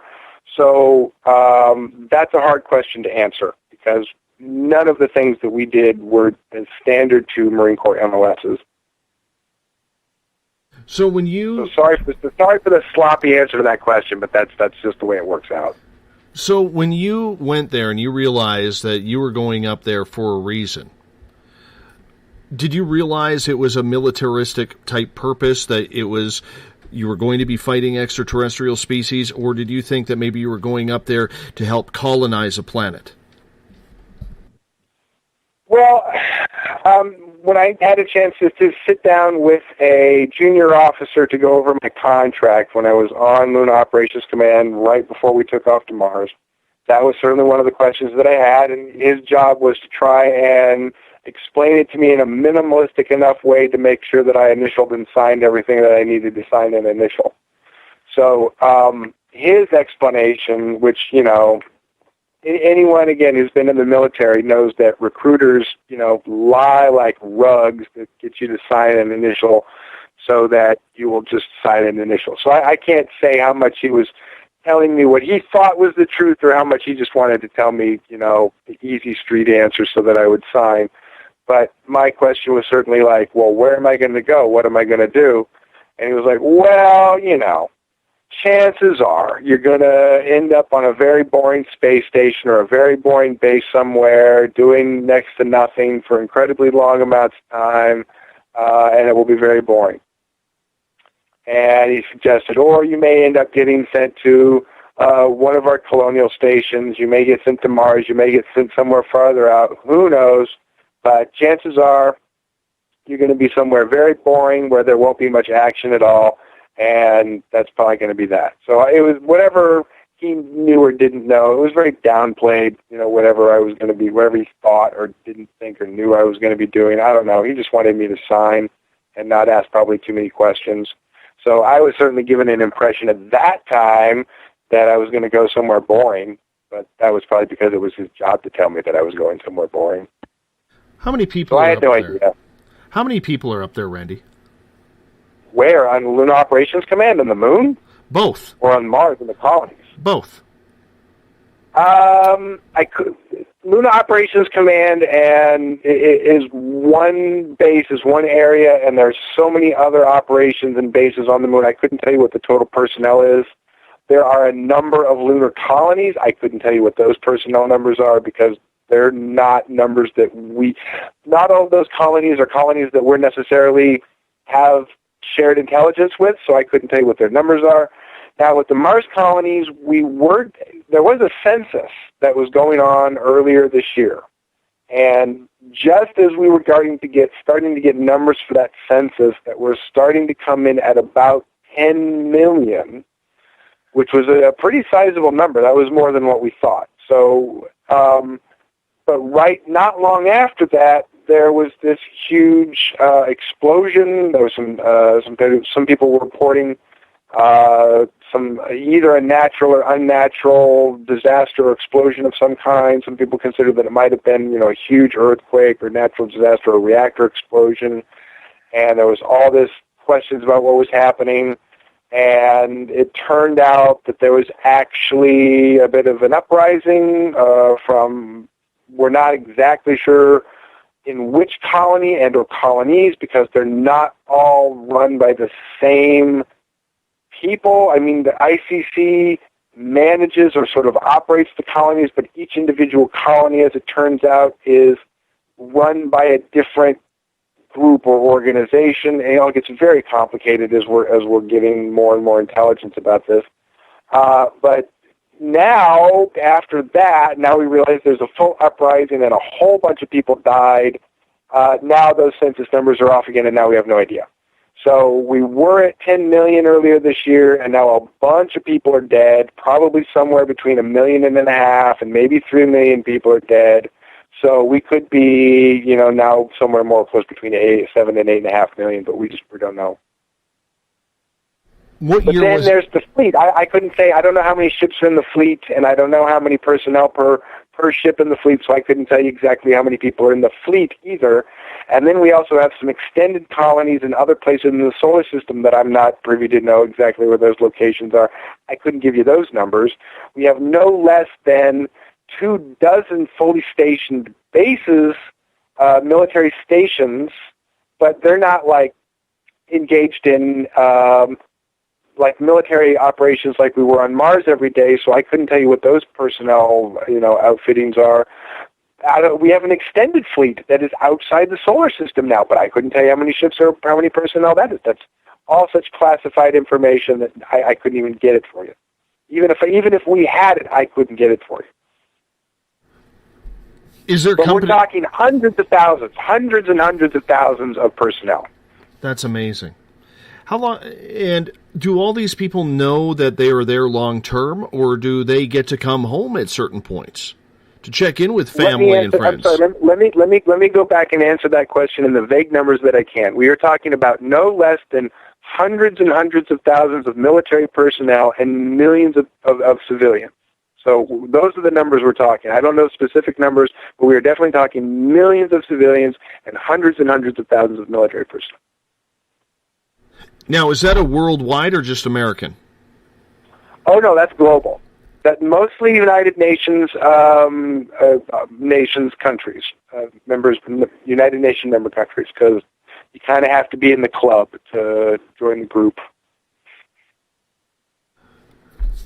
When you look through everything and you hear so many stories, whether it's Andrew Basiago saying he was a chrononaut and accusing Barack Obama, the president, of being a chrononaut as well, when you hear people like Alfred Labernaut-Weber talk about the exopolitics side of everything, are they telling the truth? And if so, how do we know?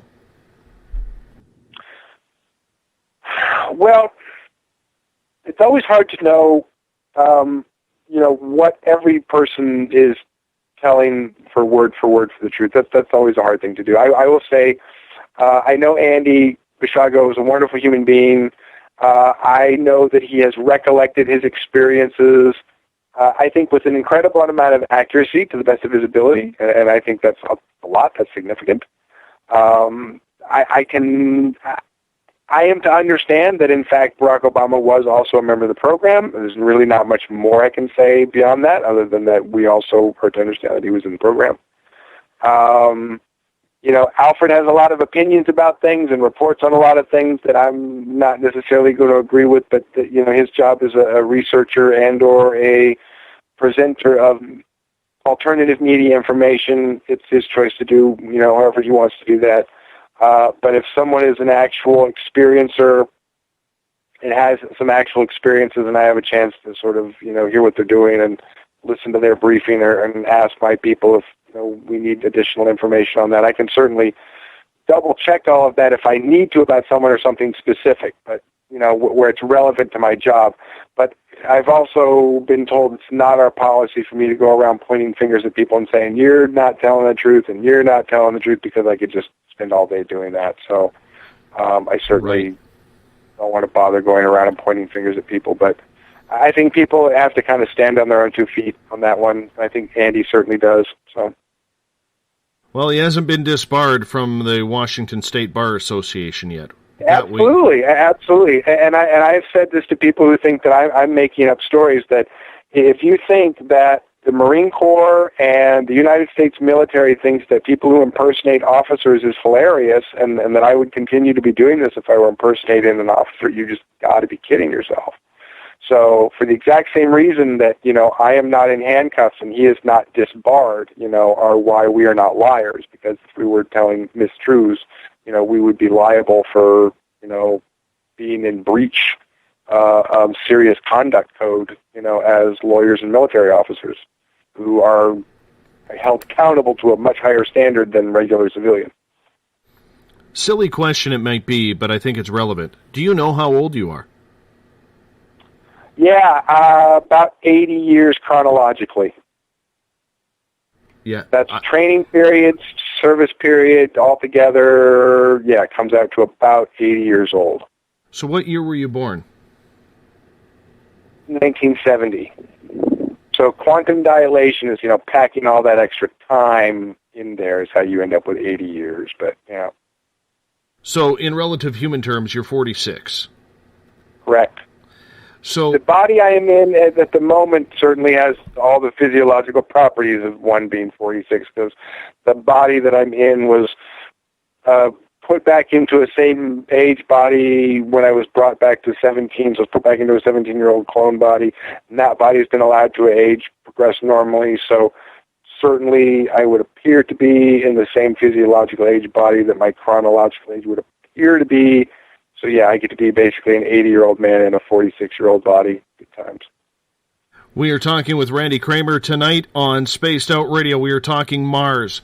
We've been there a while. There's millions of people on Mars. We're going to get more into this story with Randy, his experiences, and what it's like to look an alien face-to-face in combat. We all want to know, and we're going to get into more of the political side of it as well. Randy Cramer is going to be here for the full 3 hours tonight. We appreciate Captain K taking the time. And hey, we made it through an hour, Randy. We made it through an hour. We've broken our record here with you. Woohoo! Exactly. I'm looking for the tinsel and everything to be falling down, and I'm going to go put a party hat on here during the break. So I appreciate y'all listening in, and I know this is a controversial. Read up on the SOR Spacewire. Catch my latest blog. Read up on Mr. Ron Bumblefoot Thal, the official music of this show. And, of course, if you've had a weird sighting that you can't explain, fill out an SOR Sightlines report. Mike Schmidt is waiting for your information. Tonight, we are looking way up in the skies to Mars. Randy Cramer, Captain K, is our guest. He came out publicly about 10 years ago that he is an experiencer, and his military service was stationed on Mars. Welcome back, Captain K.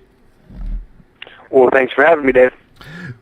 I got a lot of questions from our audience. Do you mind if I fire you off a few? Sure, go right ahead. All right. This one comes from KJ. She is asking, when you mentioned that there is multi-countries up on Mars, stationed there, and a lot of UN countries, from approximately how many countries were soldiers and the civilians from?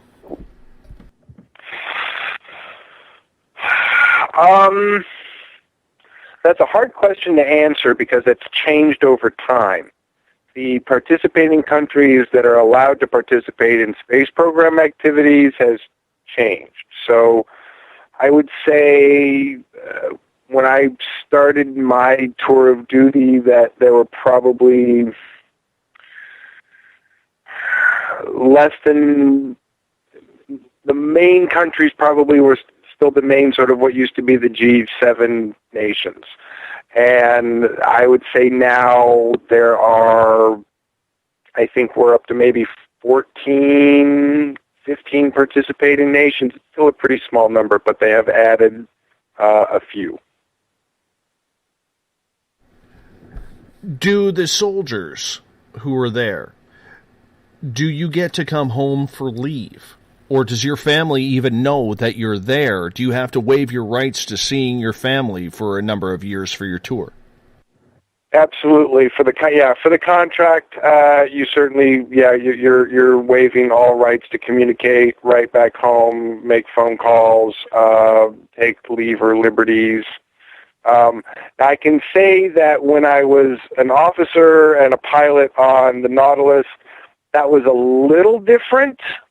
We did have occasional stop-ins when, the ship had a layover at a station or something, and sometimes we would get shore leave.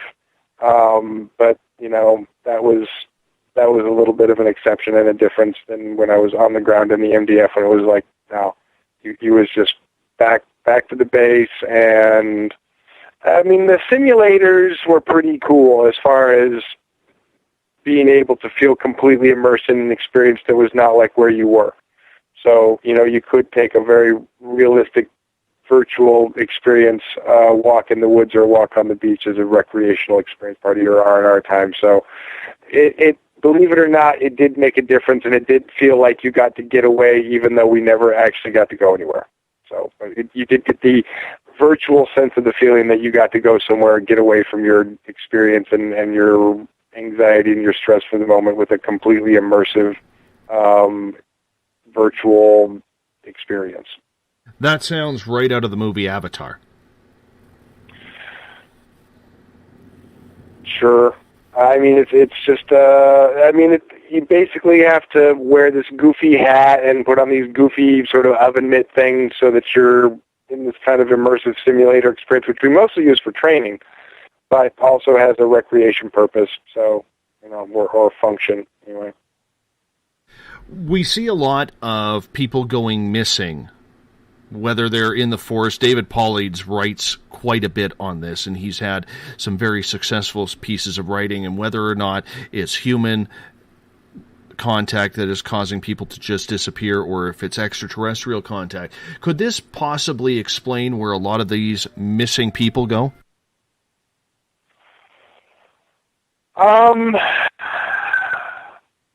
Maybe some, but I would suggest that there are so many different places a missing person could end up. So, for instance, just the mass scale of people who do disappear do indicate that there are a number of programs that are harvesting off members of the population for one reason or another, either as functional material, slave labor, or in some cases a more skilled or functional labor, or maybe for other purposes. There's a number of indicators that there are a list of things that could be the culprit for that. So as an investigator, I have certainly talked to a few people about these things, and the conclusion is not at this time that there's a single source, that you can pinpoint and say, oh, it looks like it's being done by this, covert military department or this extraterrestrial group, and that's not the case. So it still seems to be a broadening phenomenon, means that it's happening more and more. But as far as who and what exactly, I couldn't say, other than to say that as the technology becomes just more and more available to grab people, without a trace, people are just going to use it for whatever reason they feel that they have justified to use that technology, just like every other technology. Where do you get food and water from up there? That's a good question. I know that a lot of the food, they grow some food, they produce some food, but I also know that some of it has to be brought in. Water, I'm not sure where all the water comes from, except that I now have gotten some more recent figures to suggest that they do not have enough natural water source to supply all of the personnel that are there. So there is a water shortage, and they're having to export / import some water from somewhere else. But I can't say where, or whether it's coming from here or someplace closer. There may be actually a closer source of ice or water to Mars than us. So apparently there is polar caps on Mars. You being there, were there polar ice caps there? And if so, was the water just not available for human consumption? I think the answer is that it's essentially because of what happened with the atmosphere getting blown out. It's a dry desert planet. And so, yes, there's an ice cap at the north, but it's a much smaller ice cap than we have here. So it's a lot less ice. Where I was at, where we were stationed, was a northern area that I often like to refer to, sort of geographically speaking, as like Alaska. So, we were very high up north. It was very, very cold. We had very sort of, odd, longish, light, dark, weird seasons and so forth because we were up sort of that high north. It was very, very cold. And we definitely had a frozen season, a winter season where things were snowier and it would snow. It went sometimes on a fairly regular basis.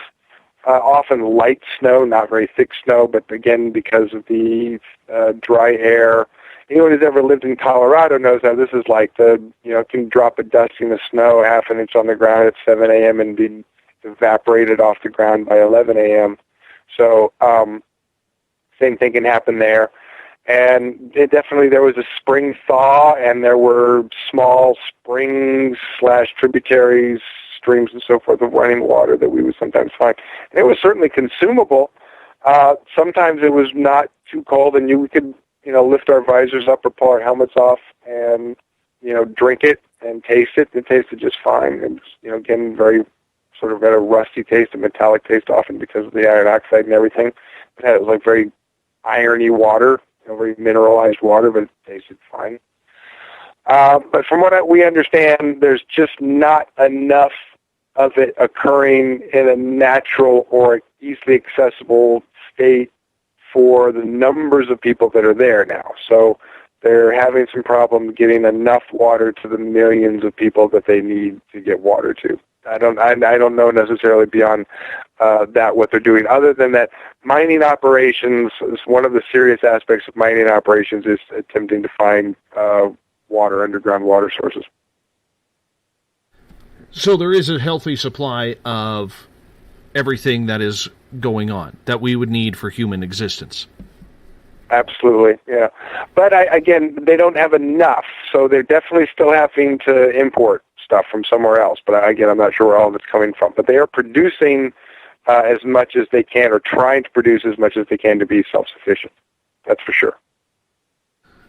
So when you get there and you start getting comfortable in the zones and you get introduced to alien species, were there alien species intermingling with the human species as well, or were you segregated from any type of benevolent ET being? Well, we're a military unit of human Earth soldiers exclusively engaging with just ourselves and our chain of command, as far as you're talking about who we hung out with. So there was no socialization at that level with other extraterrestrials. We pretty much, our first contact with other extraterrestrials was on the battlefield. I have mentioned a few times about when I was on the Nautilus and I was a pilot, and I got some very, very fortunate experiences being able to go to the Intergalactic Space Station for diplomatic missions, not because I was important, but because they needed someone who was infantry capable, which, because we're humans, we like to have a just-in-case guy, even though we never needed a just-in-case guy. So, but that was an experience of getting to sort of sit at the table and meet a lot of different extraterrestrials, but that was not something that anybody normally got to do at all. That was a very special kind of thing that I was asked to do on occasion when they were other senior officers were going to do that and they wanted me to come along. So, but that was not part of the normal experience of anyone else's experience at all. It was a very, very special privileged duty assignment that I felt super, super, super special and privileged to be able to go on, believe me. Tell us about the first time you were told your orders that you were going out into a combat situation against extraterrestrials. Well, we'd certainly been training for it, and I'd certainly been told that that was what was coming. So again, contextually, it was not a surprise, but being that it was still the first experience and the first time, I was nervous and not sure if I was ready for it, and mostly just kept trying to mentally go over my equipment protocols so that I didn't, screw up my equipment or hurt myself or hurt somebody else on my own team. So I mostly just tried to remind myself of what my sort of linear functions were going to be, and then when we got out on the field, and then that was also when I got my first shot in the leg, not shot, but I mean, there's a hypodermic injector in the leg, and before combat and during combat, you get this cocktail of drugs, performance drugs, shot into your leg, which is pretty intense. So, a lot of the anxiety and sort of concerns mentally that you're having start to disappear when the drug cocktail hits your brain. So you become very focused, very aggressive, and you do not give a flying fudge, to put it nicely. So you will just, shoot and kill things and, go, rah, all day long, basically, with the juice in your leg. So that's how that was the first time. Kind of a crazy experience. So you head out to the battlefield, Is there an actual battlefield, or were you just on some sort of patrol to make sure these, I'm going to assume, reptilians or some sort of malevolent extraterrestrials would invade and try and get at you? Explain that experience, if you don't mind. Sure. No, and they're on any typical battle of the day, if you're talking about any typical battle of the day, there are a number of circumstances that could be variant there. I get what you're asking. So, but as for the first experience, that was essentially a experience where we were aware that there was a marching group moving towards us across the plateau, and we were choosing to meet them out at a location which I'm imagining senior officers, tried to pick geographically and so forth. And there, let's meet them and fight them there. Let that be our battlefield. So, whatever they picked, an area that they felt was the right amount of, up and down, high ground, low ground, et cetera, advantage or so forth, that, they were like, fine, meet them here. So we mustered and got on our smaller transports, and which we call bulldogs, and hustled out there, and then disembarked and lined up in very sort of traditional, old school battlefield style that anyone who studied their military history,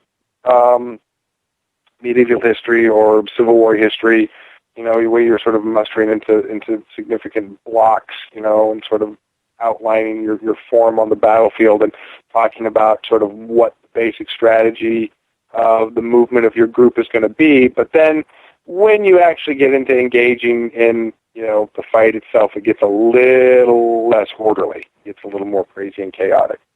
So, we certainly had organized ourselves and were lined up and, observed our opponents coming in. And I certainly was looking at them for the first time through, my scope on my rifle, because I wanted to get a closer look. And as I'm looking through my scope and getting a closer look, that started to make me nervous for the first time, kind of seeing them up close as they were moving close. For some reason, there was a little bit of a moment of a reality check there, and I kind of went, oh, crap, and, had the feeling of wanting to poop my pants, because it was just a little shocking to see a large group of, pretty fierce-looking extraterrestrial reptiles, and indigenous reptiles to this world anyway. And knowing, too, that in this case, it's not like we were home being invaded by someone else. We were on someone else's home being the invader, really. And so it was a weird dynamic, as well as recognizing that not just that you're the invader on somebody else's planet, but that you're the super strong invader from a heavier gravity planet in power armor invader on their planet. That was a very weird role to feel like to be in, and to sometimes put my head around that, because there were times when we certainly would talk about it in the evenings, like, this would sure be different if we were back home on Earth doing this. Like, somehow why that would feel completely different than what we're doing now, being on their world, in their gravity, as sort of the outsider, and how that felt very, very different. But it was a bit frightening to see them for the first time, because they were a little scary looking.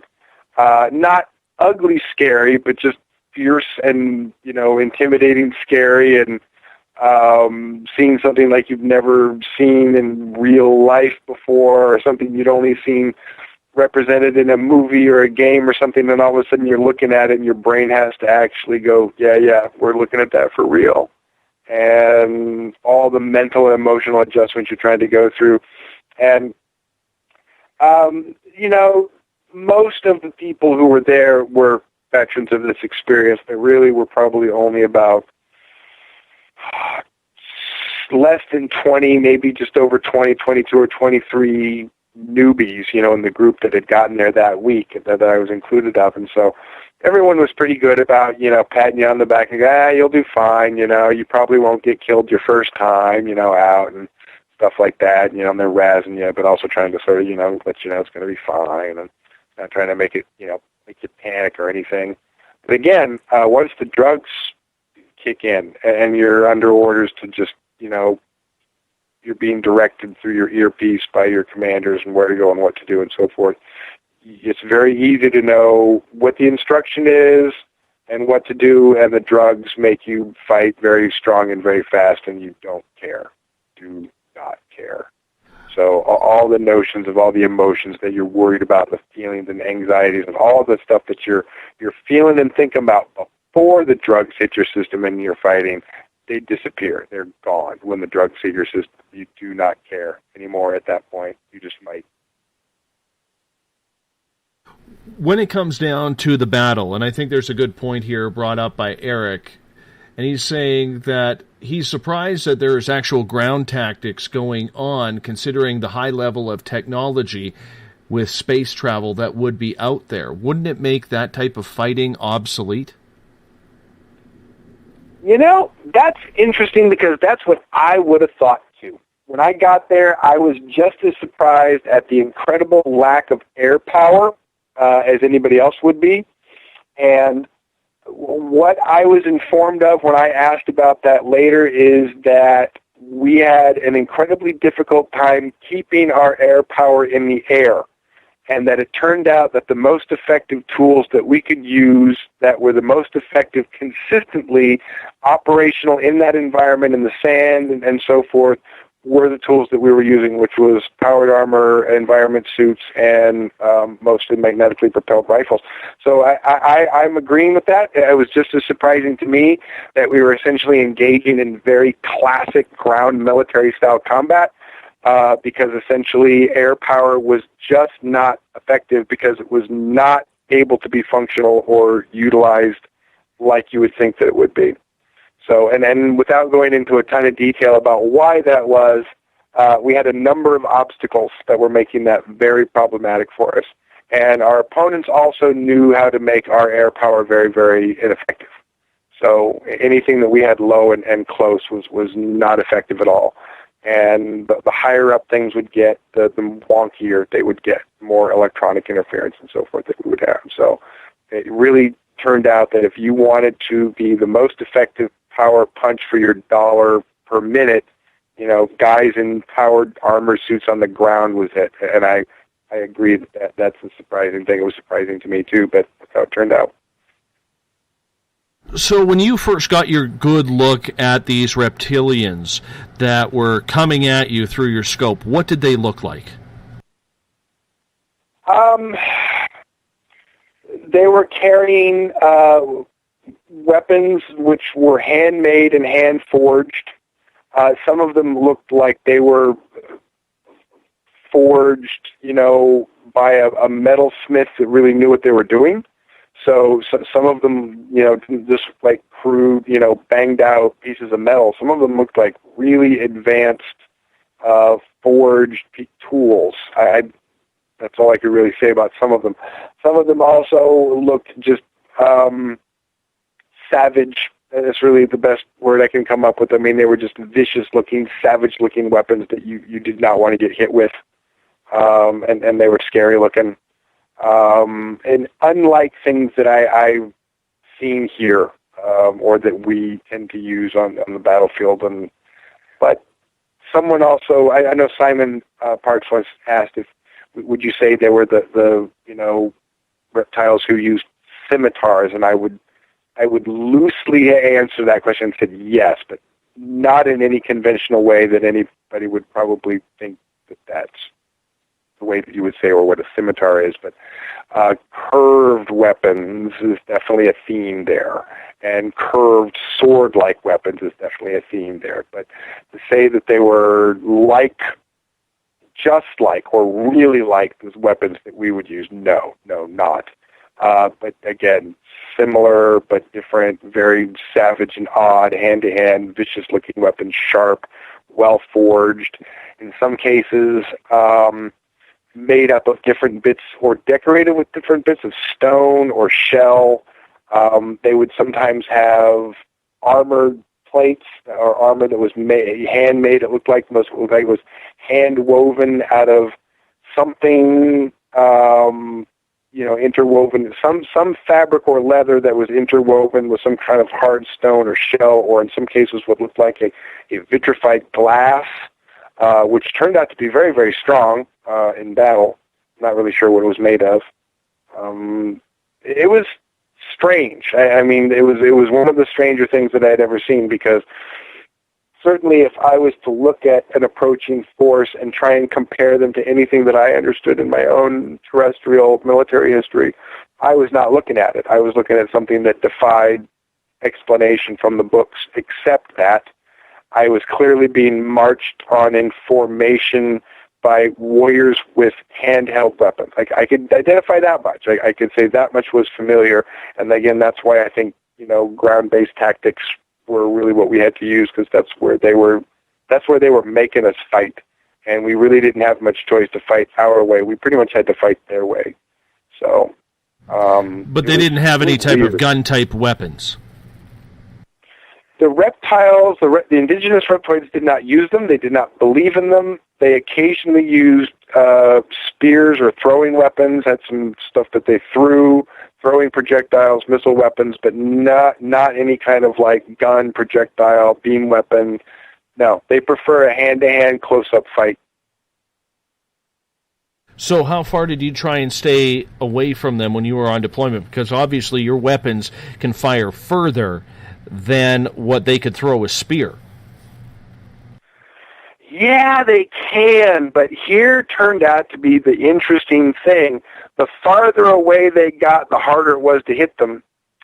And this is something that we could determine in testing. So we could, go out and field test and fire off practice rounds at targets and, hit bullseyes all day long.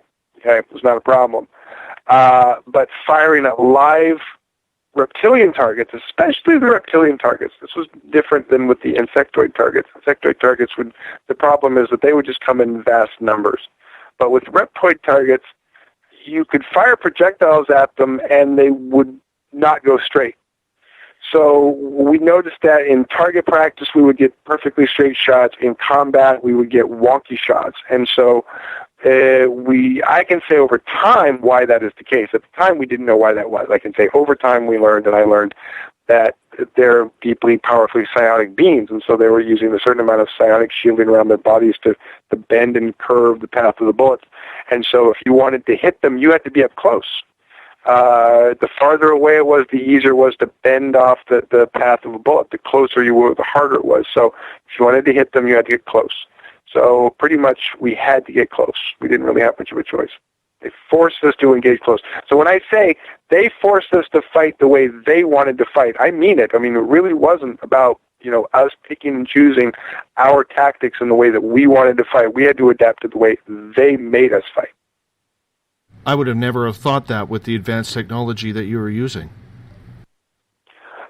Their advanced psionics was off the charts, and so they were picking the rules, and they were making the rules, and they were setting them.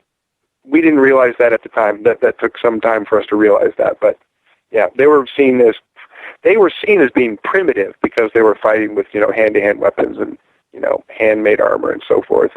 But yeah, no, they were powerfully psionic, and they were picking the rules by deciding what was going to work and what not was going to work and so forth. So when you were in this hand-to-hand combat, did you get up close and personal with these reptoid beings? And if so, how traumatic was that in that first experience? In the very first battle experience, I mean, I definitely got up close enough that, I was shooting and engaging with reptiles that were within 6-7 feet of me. Sometimes were really close. I didn't actually have to wrestle or fight with anybody or kick anybody that day. I mean, I did kick somebody in the face, but I didn't necessarily have to. It was a choice. But no one necessarily got close enough that I had to, fight them hand-to-hand that day. It wasn't necessarily true after that. But first day they got close, but not close enough to have to wrestle with. So, do they bleed like us? Do they die like us?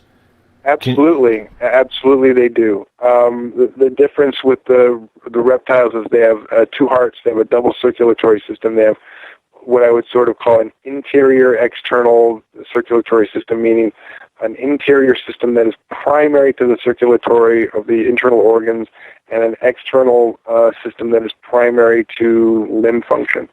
So they do have the capability of maintaining blood pressure in both systems as long as one heart is going. So you do usually have to take out both hearts or shoot them a lot to get them to lose pressure and bleed out. It's really hard to deal with. It's one reason why we went to a larger projectile. How many different alien species were on Mars? Initially, the two indigenous species that we encountered and confronted were, an indigenous reptoid species and an indigenous insectoid species. Then, over time, we started to experience another contender on the battlefield, which turned out to be draconian invaders. And that became a whole other interesting experience when it was a four-way cluster fudge of, everybody kicking and screaming at each other. That had to get entertaining at times. It was just bizarre. Sorry for cutting you off. What would the Draconians want on the Mars? I think they were seeing they thought there was an opportunity maybe for an invasion, and so they were sending drop ships with, large contingents of battle forces to try and attack the insects, attack us, attack the reptoids. And so we were dealing with them individually, meaning, depending on what day it was like, who we're going to deal with today? Is it going to be the natives, reptiles? Is it going to be the native insects? Or is it going to be foreign reptiles or alien reptiles? What's it going to be today? It was becoming very confusing on just, who we're going to be fighting today. Message from Clan Mother Karen. She says to tell you hello and kind regards. Back at you, Karen. Eric has a question for you. He is asking, while you were deployed on Mars, did any high-profile people ever visit, albeit politicians, famous people? Not where we were. I mean, we were forward station Zebra. We were the most forward operating station. So no dignitaries came out, to us. That was way too far out. But they have traveled there. Yeah, to my knowledge, absolutely. Yeah, I can't say who, where, what, and when, but people go there. I've heard descriptions of Ares Primus, Ares Prime, it being quite resort-like, and that being the place where, people would definitely go. And then how far out from there they would be allowed or permitted to go for safety reasons would be the question. But we would have been the most forward, the most unsafe place to bring a dignitary or a politician to. So that it would be totally out of the question. Joe is asking, did all the battles take place on the planet, or were there also battles in other parts of the solar system? All battles that we engaged in while I was in the NDF took place on the Martian surface, underneath the Martian surface, but did not take place off-planet. So flying around is free reign. Again, air power is very limited, and it has a lot more to do with the limitations of your opponents and what you can and cannot use. And they have to get a certain altitude before your air power that you have at a certain altitude can become really effective. The closer they get to the ground, the less effective your air power is. Got you. Which I know is not the same as it is here. I realize that, and I know that may be a hard thing to understand why that would be so different. But it really has everything to do with the opponents that you're shooting at and their ability to make that air power less effective. Here, our air power is just so overpowering and effective that we don't see it as being weak. But believe me, there are technologies that can make it very weak. And so in some cases, it's just not the all-powerful force that it is here. It's just not. Were you ever able to ask questions there? Like, why are we here? What is our purpose as mankind being here right now? I mean, I could. I mean, we certainly could ask those questions sitting around, the dinner table or hanging out in the barracks. We could ask those questions. As I got to know my commanding officer better, I certainly was allowed to ask those kind of questions, but he didn't necessarily have better answers than anybody else, other than to say, our purpose is a military purpose to defend the colonies and defend the people here, and that's what we do, and until, that mandate is changed, that's our job. So he was a pretty straightforward guy. So but to answer that question, mostly I was pretty clear that we were there to also test equipment because we just got new equipment all the time. So, we were testing stuff. That was clear. Is the Martian moon Phobos actually an alien-created base? Because there's supposed to be a monolith on it? Never been there, so I couldn't tell you. I don't know enough about that to answer that question, and I've never been there. Are you able to say who your commanding officer was?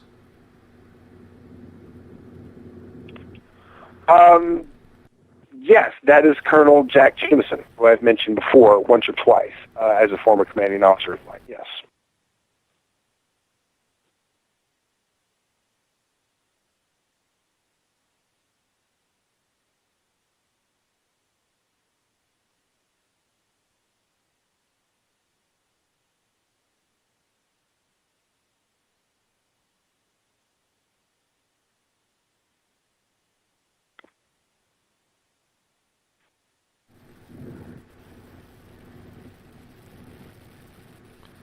Randy, are you still there? Yep, I'm here. Oh, okay.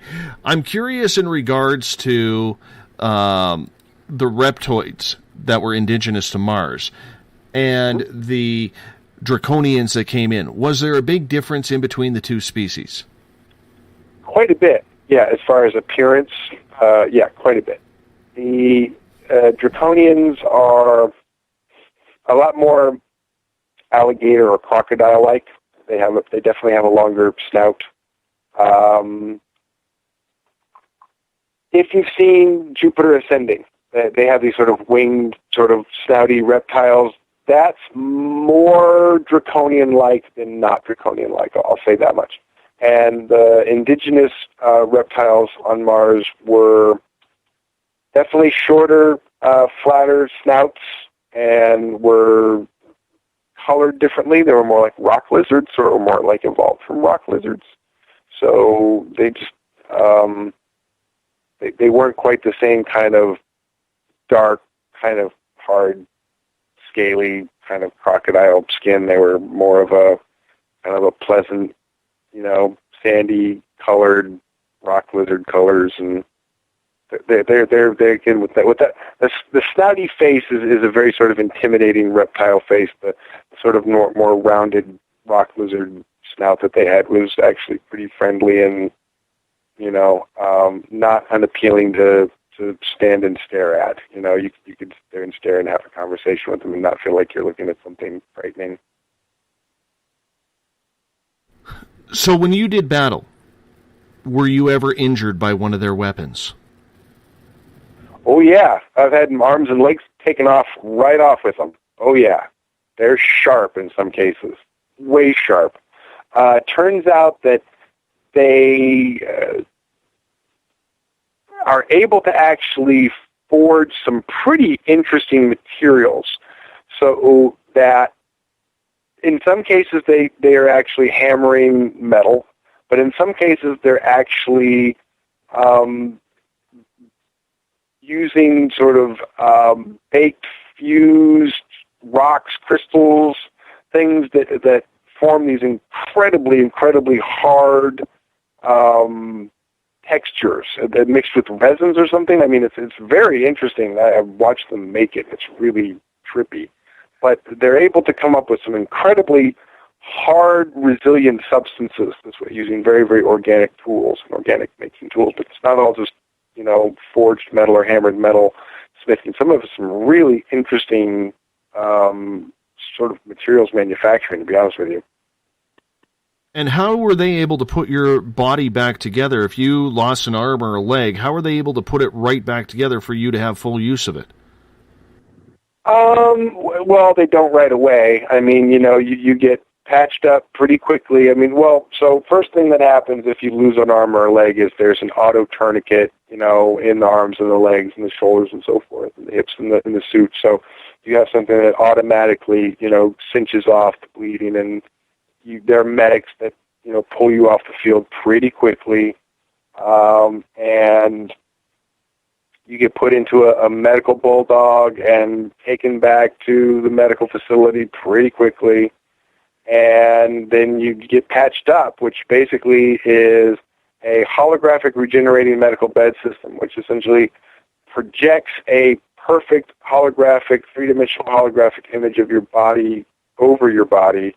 So it restores damaged tissue or tells damaged tissue to restore itself to perfect order. But it also has this sort of ability to fool your tissue.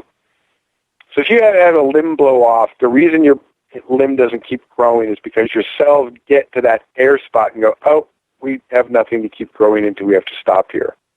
If you fool your arm by telling it with a three-dimensional hologram, no, there's still arm here, keep growing, then it will fill all the way out to the fingertips.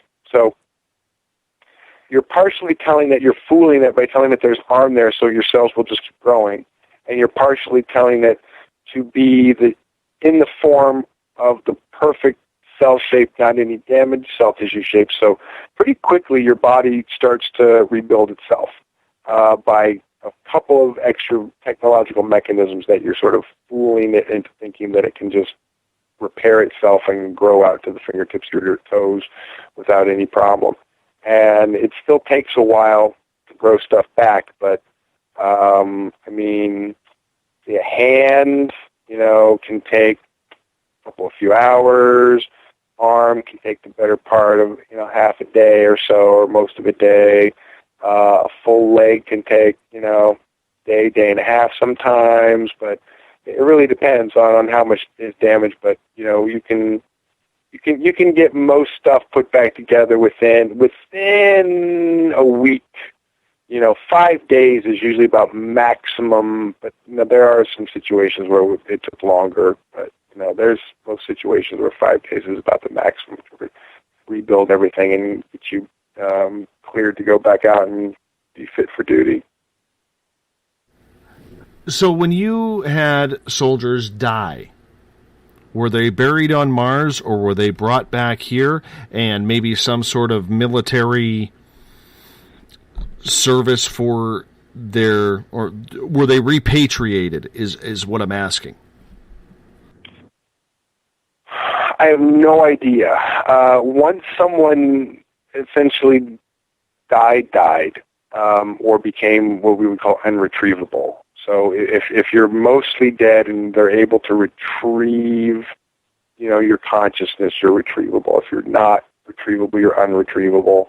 And so dead, real dead is unretrievable. And if someone was, dead for real, we never saw what happened after that. I mean, they were just gone. And we were certainly informed that they were gone. It wasn't like, just like, who, what do you mean? Johnson who? It wasn't like that. It was just, yeah, sorry, Johnson didn't make it. He was unretrievable. And, but move on. We have no idea what would happen after that. I would suggest, just based on the way I know the larger picture of it works, that if they can't send somebody back home, they're going to have to send something or someone back in their place. They're probably going to have to send a clone at least back in their place that might not be very suitable and might not be the same person and might not be very recognizable personality-wise to their family members, but or I don't know, maybe they're just family members wake up the next day and they're just gone. They're not there. I honestly don't know. That is definitely outside my area. Good question, though. I thought so, too. KJ is asking about the Greys. Did you ever have any run-ins with any of the Greys? The Zetas? Oh, sure. When I was a pilot on the Nautilus, we bombed the forward operating base on Ganymede. So, yeah, screw them.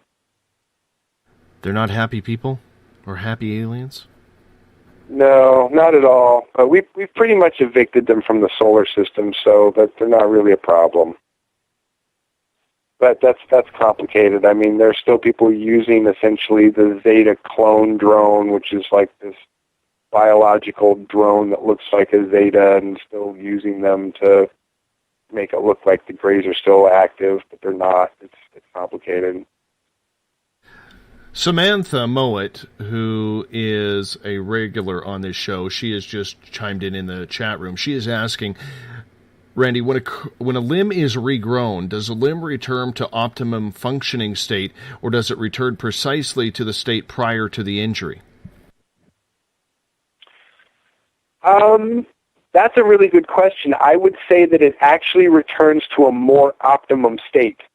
So if you were having, I guess the way to put this is if I was having, problems with my thumb, my joint in my thumb, and then my arm got blown off, and then, my arm got rebuilt, pretty much my thumb would be fine. I would probably not have any joint problems anymore because I would have an arm that had been told to be as perfect as my genetic pattern knew how to make that arm.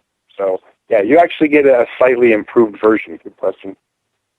So what kind of side effects do you have personally from this experience? Are your limbs okay? I mean, you say you feel like an 80-year-old man personally or internally in a 46-year-old man's body. No, I think that there's I definitely have fibromyalgia, and I definitely think that probably a lot of that is the central nervous system trauma of just being damaged so many times. So even though my physical body doesn't necessarily have the damage, my central nervous system has the trauma of being punched and hit and blown apart, that many times still, and it causes me to experience some inflammation and some pain, and overall fibromyalgia, I think, is probably where that comes from, to be honest. So yeah, it's a painful side effect still.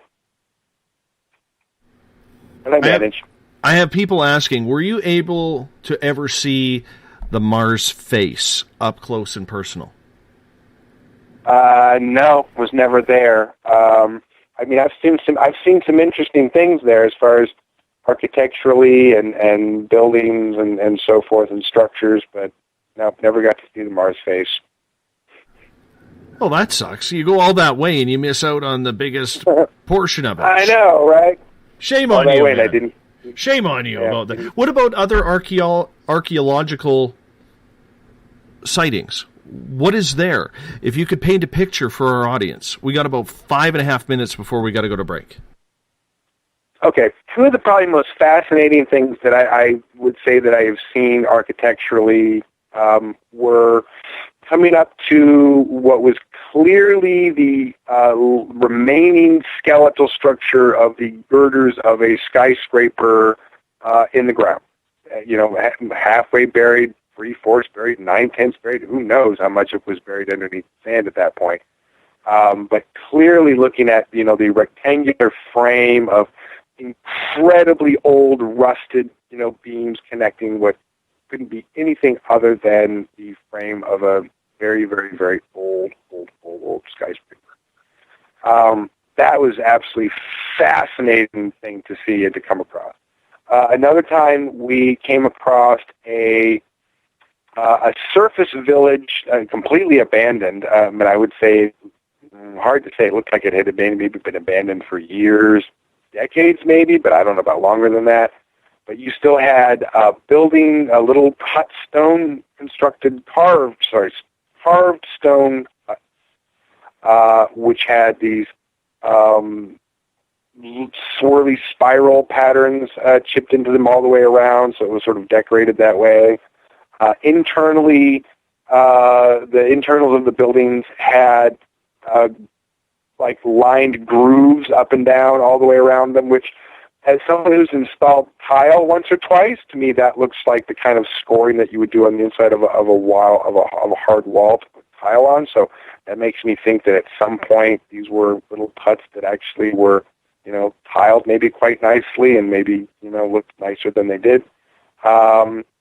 there were, remnants of, broken pottery and, shards of bits of glass and things, looks like bowls. Walked into like a pretty large, again, small building hut that had a big stone bowl in the middle of it. That the only thing I could think of it was, would be like as a bathtub for somebody to fully immerse or bathe in. It might have been for cooking or for some other purpose, but it looked like it had a hole in the bottom, like it maybe had a drain that went down to the bottom that was completely clogged with mud or something, but it didn't look like it had a flat, rounded bottom. So that was curious, but didn't see anything else that looked like internal pipes or running water. So, I don't know necessarily what to think of that, but it was a really interesting experience to see these little buildings peppered throughout, this little sort of bowl, architecture, sort of geographically a stone bowl. I don't know how else to call it. There was kind of like a horseshoe ridge that flattened out on one side to create mostly sort of this stone geographical bowl where these little buildings were sort of laid out in. And we ended just sort of on a patrol coming down that way. We had sensed something moving. Our sensors had picked up something moving, an infrared signature that was moving around. And by the time we came down there was nothing there. But came down to investigate and ended up looking at all these little buildings and structures. So those two incidents were probably two of the most amazing, just seeing random architecture that was obviously from someone else who had built it there a very long time ago. That was very interesting. There is a theory out there, Randy, that there was a previous civilization on Mars and maybe it was destroyed by some sort of nuclear holocaust. Did you see any remnants of that or hear any stories like that to confirm or deny it? When we got to finally make friends with the indigenous reptiles, the story that they told us was that back when they were still fighting for, militaristic domination of their planet, that a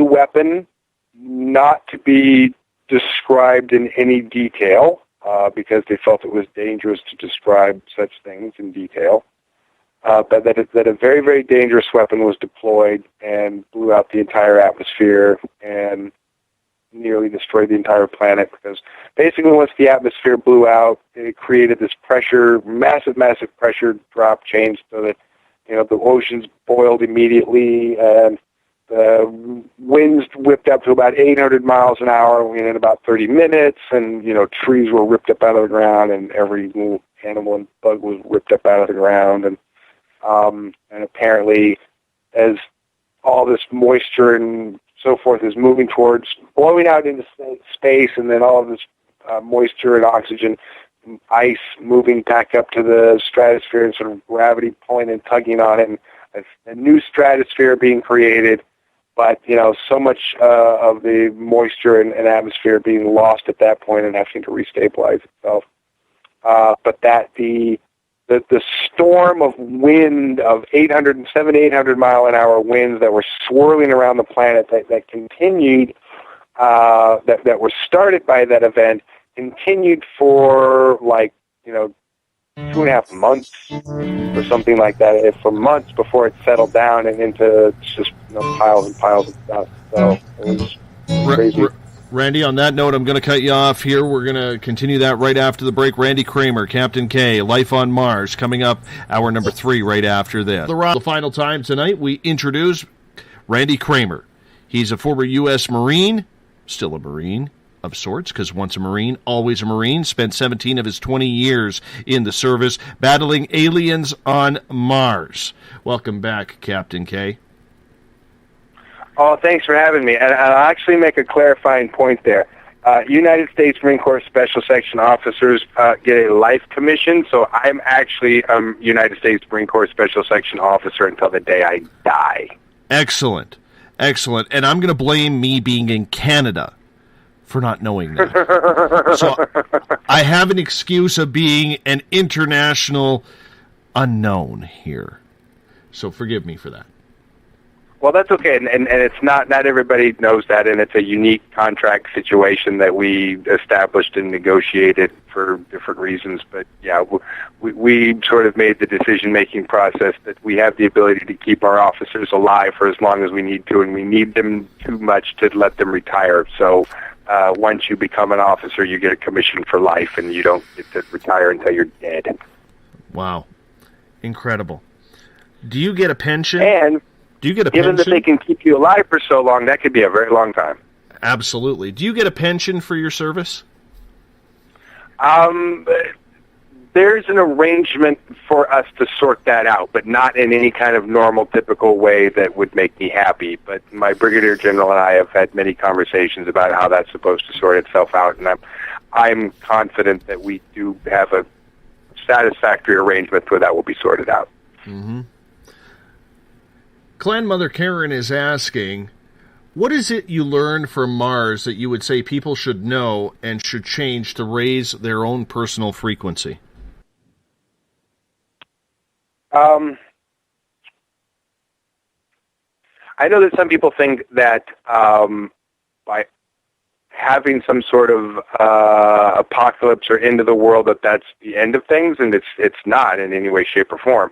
So I can tell you from a planet of beings who had their planet nearly destroyed to within an inch and then have had to recover from that, you don't want to go down that road. You do not want to go down the road of letting your planet be destroyed and then having to spend thousands and tens of thousands of years trying to fix it when you could have spent a few decades fixing it instead of letting it die the first time.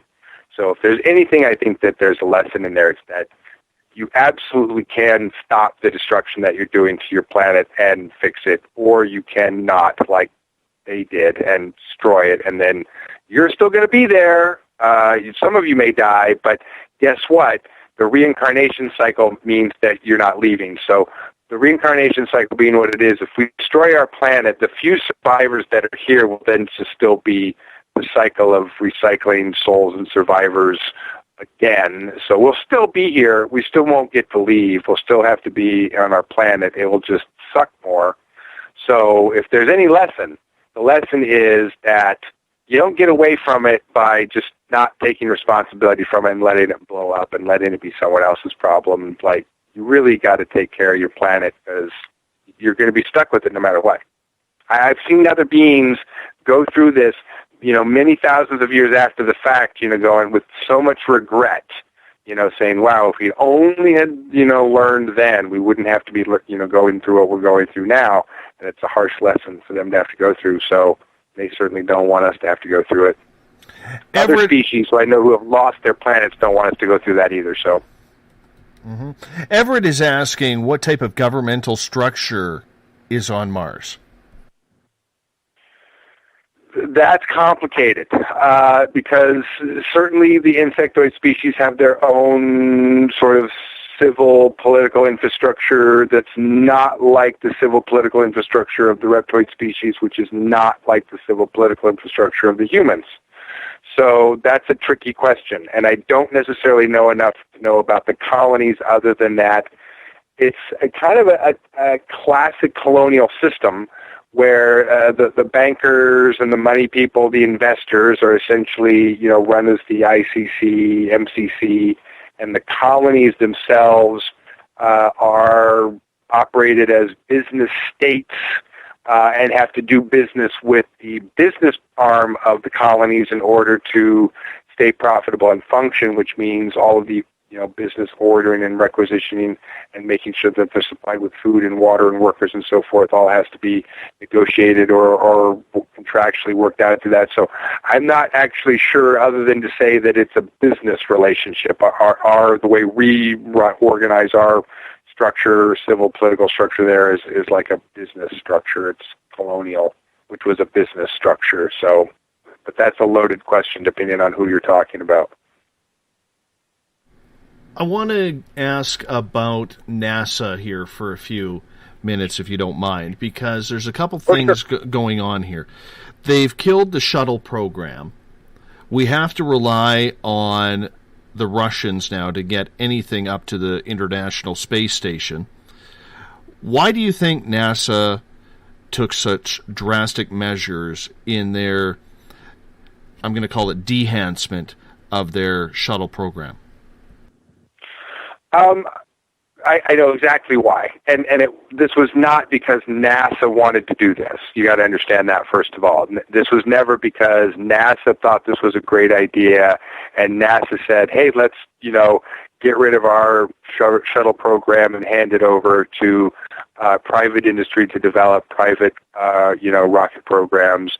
Let's do that." No, that wasn't NASA's idea at all. That was a bureaucratic decision that was handed down and told to the people at NASA this is what's going to happen. So I can tell you there are plenty of engineers and scientists and administrators at NASA who are like, what? You want to hand over a polished, experienced space program to inexperienced civilians who don't know what they're doing? Are you kidding me? And so all I can say is there were many people who were very, very opposed to that in NASA. But the decision was made because some people just decided it was time to privatize, and it was time to get private industry into it, and that was just, at some point, that can was going to have to get kicked down the road, and they decided that that's how they wanted to do it. Now, I don't know that that was the best choice. That's going to remain to be seen. We certainly are seeing, for instance, that Elon Musk, who's been trying to get rockets in the air, has been having some problems. A lot of stuff blown up on the pad. But as we're learning from a report, an investigative report that was done by SpaceX, wondering what was going on, they were tracing a number of these incidences back to a flashing light source on the building of a aerospace competitor. So it looks like that a competitor may have been using a beam weapon to sabotage their equipment for some reason, to blow their shit up. So that actually changes the equation, and it's wondering, well, who's competing with who there, or who's sabotaging that program for what reason? So it throws all kinds of questions into the mix, and it's going to remain to be seen whether that was really a good idea or not. But the plan or the hope by other bureaucrats or administrators outside of NASA, for the most part, wanted to privatize space and decided it was just time to go that route. Exactly why, for better or for worse, I can't say. We're hoping to make that work out, and I know some people who know Mr. Musk who think that he's a good guy and will do his very best to get affordable rockets. And to his credit, he has done some incredible things. They managed to get a unmanned rocket that can land itself on an unmanned floating pad in the ocean. That's amazing. If in case you haven't watched the videos of the failures, which are tragic, and then the success of them actually, reverse landing this freaking rocket booster onto this pad in the middle of the ocean, unmanned pad, it's absolutely incredible. So they're absolutely making the kind of strides that they need to make to show that they can reduce the cost to make it cost effective. So as far as being able to address the questions of space business and rocketry as a business, he's doing it. He's definitely approaching the questions. He's definitely achieving goals and making progress down the road of being able to have a cost-effective transportation rocket. So, and if that happens, then we could be in a whole other situation where we're not asking the Soyuz, but we're actually, everyone's asking us to shuttle stuff up again. So there is this transition period of us having to develop that technology, and we have private industry doing it, and they are doing it. So fingers crossed, is all I can really say, that it works out as well as, we hope it will. Randy, I'm a little confused here, because why would we still need to use rockets if we have the ability to get to Mars via jump room? Oh gosh, don't get me started on that. Okay, but I have to, right? So the technology, layers of technology forbiddenness, where you say you have to have the most amazing advanced access to jump gate technology, because it's the most advanced transportation. Now, if you don't have access to jump gate technology, you might have access to various spaceship technology, TR-3B technology. You may be able to get a ride, or you may be able to requisition or purchase TR-3Bs from Northrop, and as part of your program, and so that that's your access to transportation. or you may not have access to that, and then you're down another tier. And so it's these tiers of technological accessibility and what's allowed and what isn't, and these just massive ironclad gates that prevent that technology from going from one layer to the next. So it's a problem, and we believe that there's tools and methods that we're trying to do right now to circumvent some of that. That's all I can really say about that. But the answer is we don't. Why do we need rockets? We don't. But as long as the technology barriers are in place and they're insisting that we do, that the civilian level of transportation is rockets, then that's where we're at. And we're left perfecting rocket technology to a level that we never really had to perfect it to because we had better vehicles. But the truth is we can perfect rocket technology to a more precise level than we ever have and make it more effective. So it's entirely possible for, business sort of commercial space flight to create a cost-effective rocket system that could help the space program and commercial space program work along. I still, however, am majorly for, getting around that step and going to a commercial version of the TR-3B, which is a whole other conversation to have about that. But it's because, again, other people have decided that's where the tiers of technology and layers of separation and forbiddenness will be and will not be. And until that's different, it's just what we have to work with. It's the building blocks they're giving us to deal with. And I think that sounds correct on the reason why they're doing that. But on the flip side, how are they keeping it quiet? How does the secret space program and all of this technology that seems literally thousands of years or hundreds of years ahead of where we are today, how do they have the ability to keep it so quiet? Because we do have some brilliant men, whether it's Richard Branson or Elon Musk, working on this. How do we keep it quiet? Well, they don't, for starters, or certainly not as quiet as you think it is. So, good example, you can go to any number of search engines on the computer and type in TR-3B Northrop Grumman, and you will get a bunch of interesting stuff, including military trade journal sites talking about the new black manta as if it's this new thing that just came around the block or something, and we haven't been making it since 1967.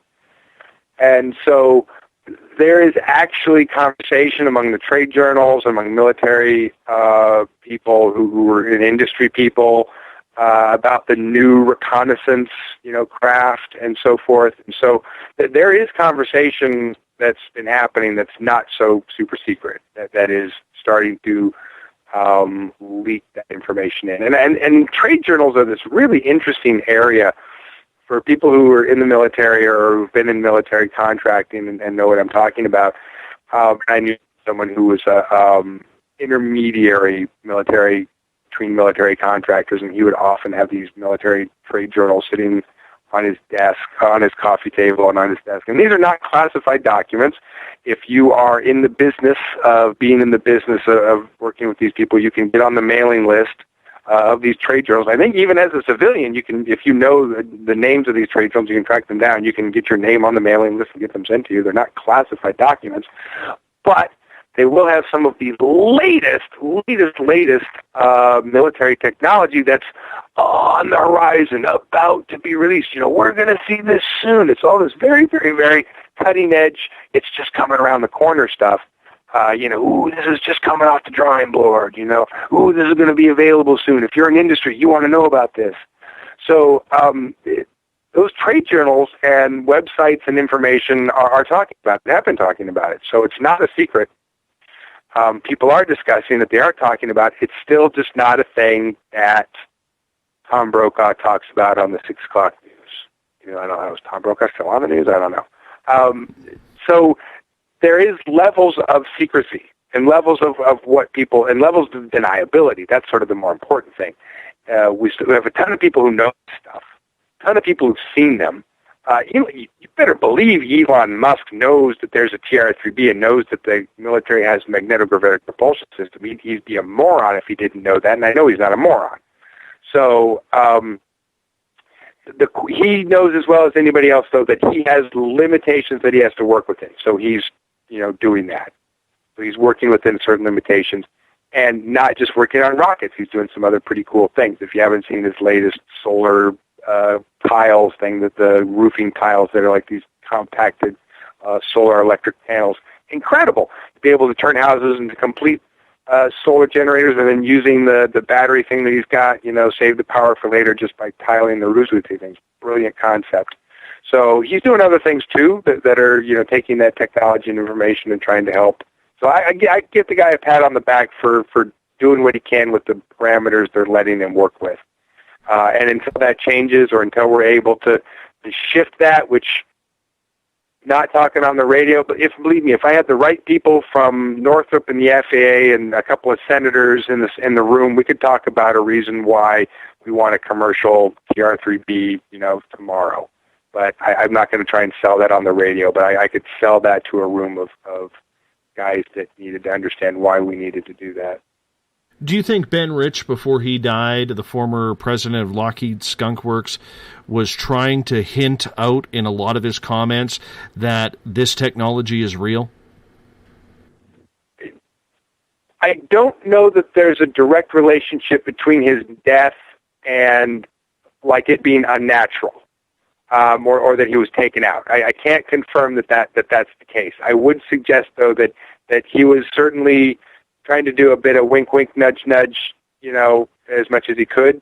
And whether that irritated someone enough to shut up and he didn't, and then, they had to, make it look like an accident or natural death or whatever, heart attack or whatever it was.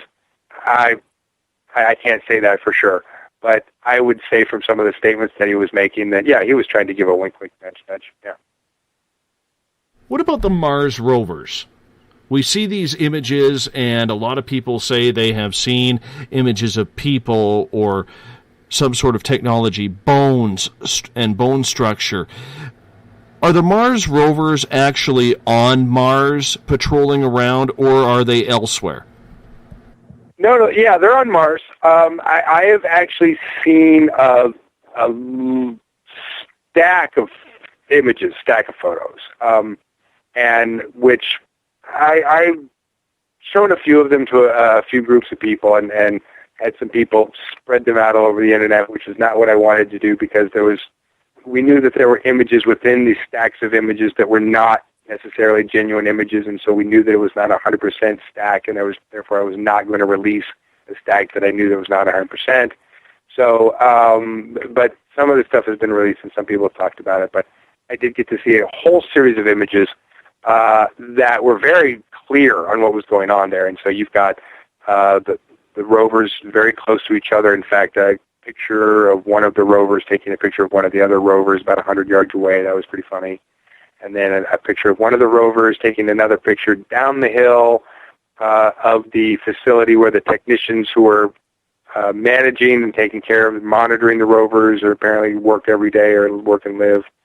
And yeah, some pictures of technicians, standing near them and so forth. And but yeah, they're absolutely on Mars. There is a facility, but it's a very closed off area that's not in any kind of random, where all kinds of random shit could be seen. It's all very deliberate. So even some of the weird things that they've seen, that the images it brought back, it's all very, very deliberate. You got to keep that in mind, because there are guys walking around and making sure that these rovers are where they want them to be and taking the figures they want them to be. It's a very deliberate process. What about that person who is sitting on the rock? I'm not sure which one you're talking about. We might have to be very, very specific or show me the image. I'm not sure. There's a bunch of them. There is a photo of, it looks like someone sitting on a rock with their arm resting on their knee. I've seen so many images that do indeed look like, oh, wow, that does look like there's someone or something in that image. Yeah, that does look like a groundhog or a squirrel. Or, I mean, I've looked at a lot of them and saying, oh, yeah, that does look like a skull. And, yeah, that does look like a piece of machinery. And that does look like a piece of a wheel off of something. So even I have looked at a bunch of them and seen things, and I'm just not sure without looking at the image, the one that you're talking about specifically to comment. But I've seen them, and they're deliberate. So exactly how they're setting up the shots and why they want those shots set up that way, and what they're taking pictures of that are either real or theatrical, I can't really say. It's what they want people to see. Got another question here from our audience for you in regards to being on Mars. Gloria would like to know how many women are serving on Mars, and if so, are there births happening there?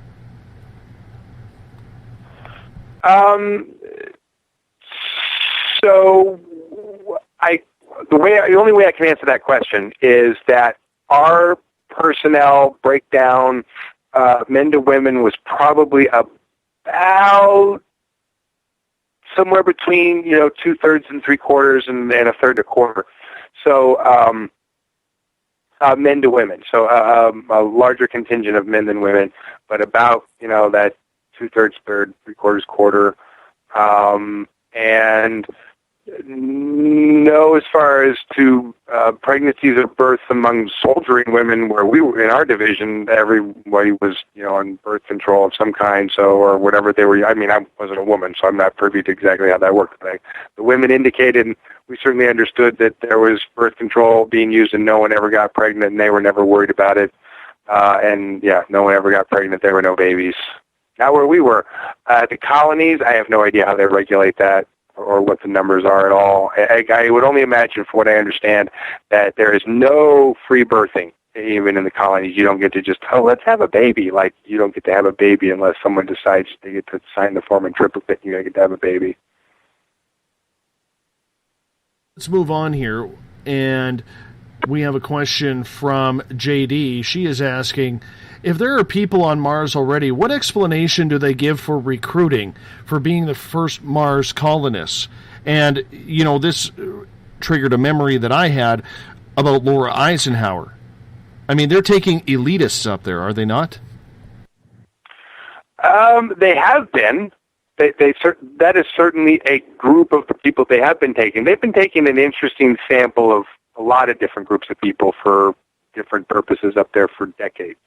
But there's certainly been a goal to bring certain elite groups and people that they consider to have elite genetics, which is a kind of a BS term, to be honest with you, because who's deciding whose genetics are elite, really?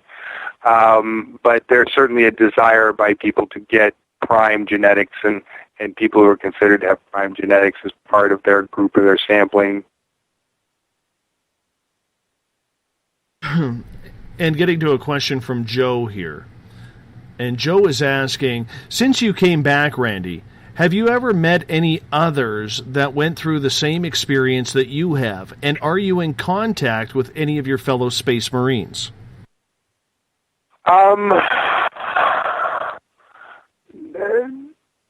I have met a lot of people who have related a lot of different experiences to me, relating to their own personal experiences on Mars. That has happened a lot since I have started talking about my experiences.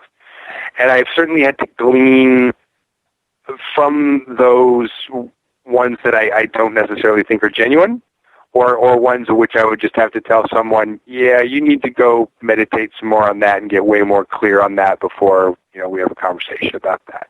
So there's different ways I can respond to that depending on how much clarity of information someone is bringing to me, or how much they really remember.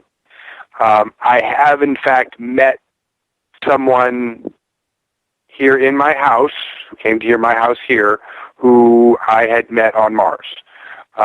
They did not serve in the same division that I did. They were an intelligence officer who served in another outfit, but who did come to my division on a regular basis and who I knew and we had a friendly relationship with. So when we connected again here, it was a very surreal experience, but believe me, we had shared memories and shared experiences to go over. You know, do you remember that time? Oh yeah, I remember that time. You know, da. Do you remember when this? Oh yeah, I remember that. And so, I mean, there was a very interesting, you know, weekend of having conversations about shared experiences, but then also getting a much larger sort of feedback on what her other experiences were, which I certainly didn't know much about when we barely crossed paths when we were there, and she certainly only knew some of what my life and so forth was, and so we certainly had an interesting conversation about that. But, you know, most of the soldiers I served with died, so there's really no one that I have met that served there since. And I've talked to other soldiers who served in other divisions and other locations, but again, it's an interesting sort of scatter of folks who have degrees of more solid memory at this stage in their remembrance than other people. But I've talked to a bunch of people. It's been a very interesting experience, the number of people that I have talked to, and each of them many of them working different jobs. So a lot of them not soldiers, which has been really the most interesting part, is talking to the other people who have other jobs, learning what's, you know, been going on. People have been working in farming and agriculture and so forth like that, ranching.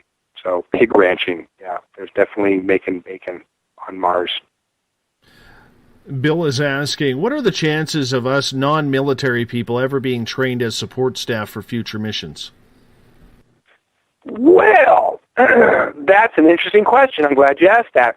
One of the rumors that we've been hearing on why they've internally been being more and more okay with trying to get information out about the secret space program is because of personnel shortages.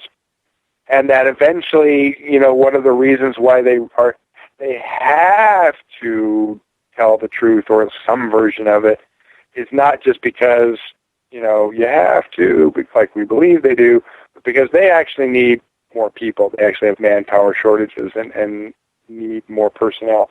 And so there may come a time not too far from the future when we're closer to some admission about what's going on there, and they're going to need more people. And then there are absolutely going to be opportunities at that point for people to, you know, stand in line and try and, you know, get picked. Because believe me, I hear a lot of people ask that question. And the instant that they open up recruiting to the covert space program to either military or civilian personnel for any reason, the line will go around the block out the door. So a lot of people want to go. Believe me, a lot of people want to go. A follow-up from Ron along the same theme, and I think this is a good question. He's asking, on Mars, how do Earth nations fight as one world order or individual? Like, we have so much trouble getting along here. How does everyone come together on Mars? Oh, that's easy. Because you're the Earth people on another foreign planet surrounded by other alien things that want to kill you. So believe me, the sense that you are all one and they are all not you is real black and white in that situation. You're not worried about distinctions of who's from what country or who might be slightly otherly shaded of their skin color when you've got reptiles and scalies and, you know, insects and creepy crawlies trying to eat your face. That makes it real clear who the humans are and who they aren't, and who the Earthlings are and who they aren't. So a lot of the differences are only made evident when there isn't a more stark difference. So the only reason we really pick on ourselves so much is because there isn't something more hostile and more stark to deal with. So we could go back to the Ronald Reagan, you know, like if only there was some common threat, you know. Yeah, if we had insects landing on Earth tomorrow, like, you know, attacking people and eating their faces, believe me, everyone would come together and be like, stomp the bugs, stomp the bugs. I mean, that would be like, it would take 2 minutes for people to come together and be like, yeah, let's be all the humans against the bugs. That would not be hard at all. So it's really easy under those circumstances. How does Earth remain safe from alien invasion? We have an incredibly well-funded and well-manned fleet that patrols the solar system and keeps it very, very safe. The last 3 year, 2.5 to 3 years of my 20-year tour of duty, I was a pilot on the Nautilus in an air wing of fighters patrolling the solar system and keeping things out mostly.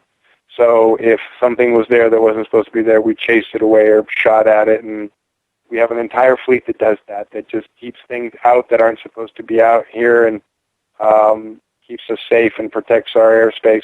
So we have a very well-organized, well-funded fleet at the moment that does a very good job of that. What about the council that we hear so much about that is supposed to protect Earth as well? Are they in play? Which one? I mean, there are a number of councils and organizations that participate in the larger social political organization and negotiation on what to do about planet Earth and the solar system and so forth. But, that continues to change over time, and you just have to be more specific on exactly who you mean, because there's a long list of people, councils, consortiums, and so forth that are all involved. I guess the Andromeda Council is one?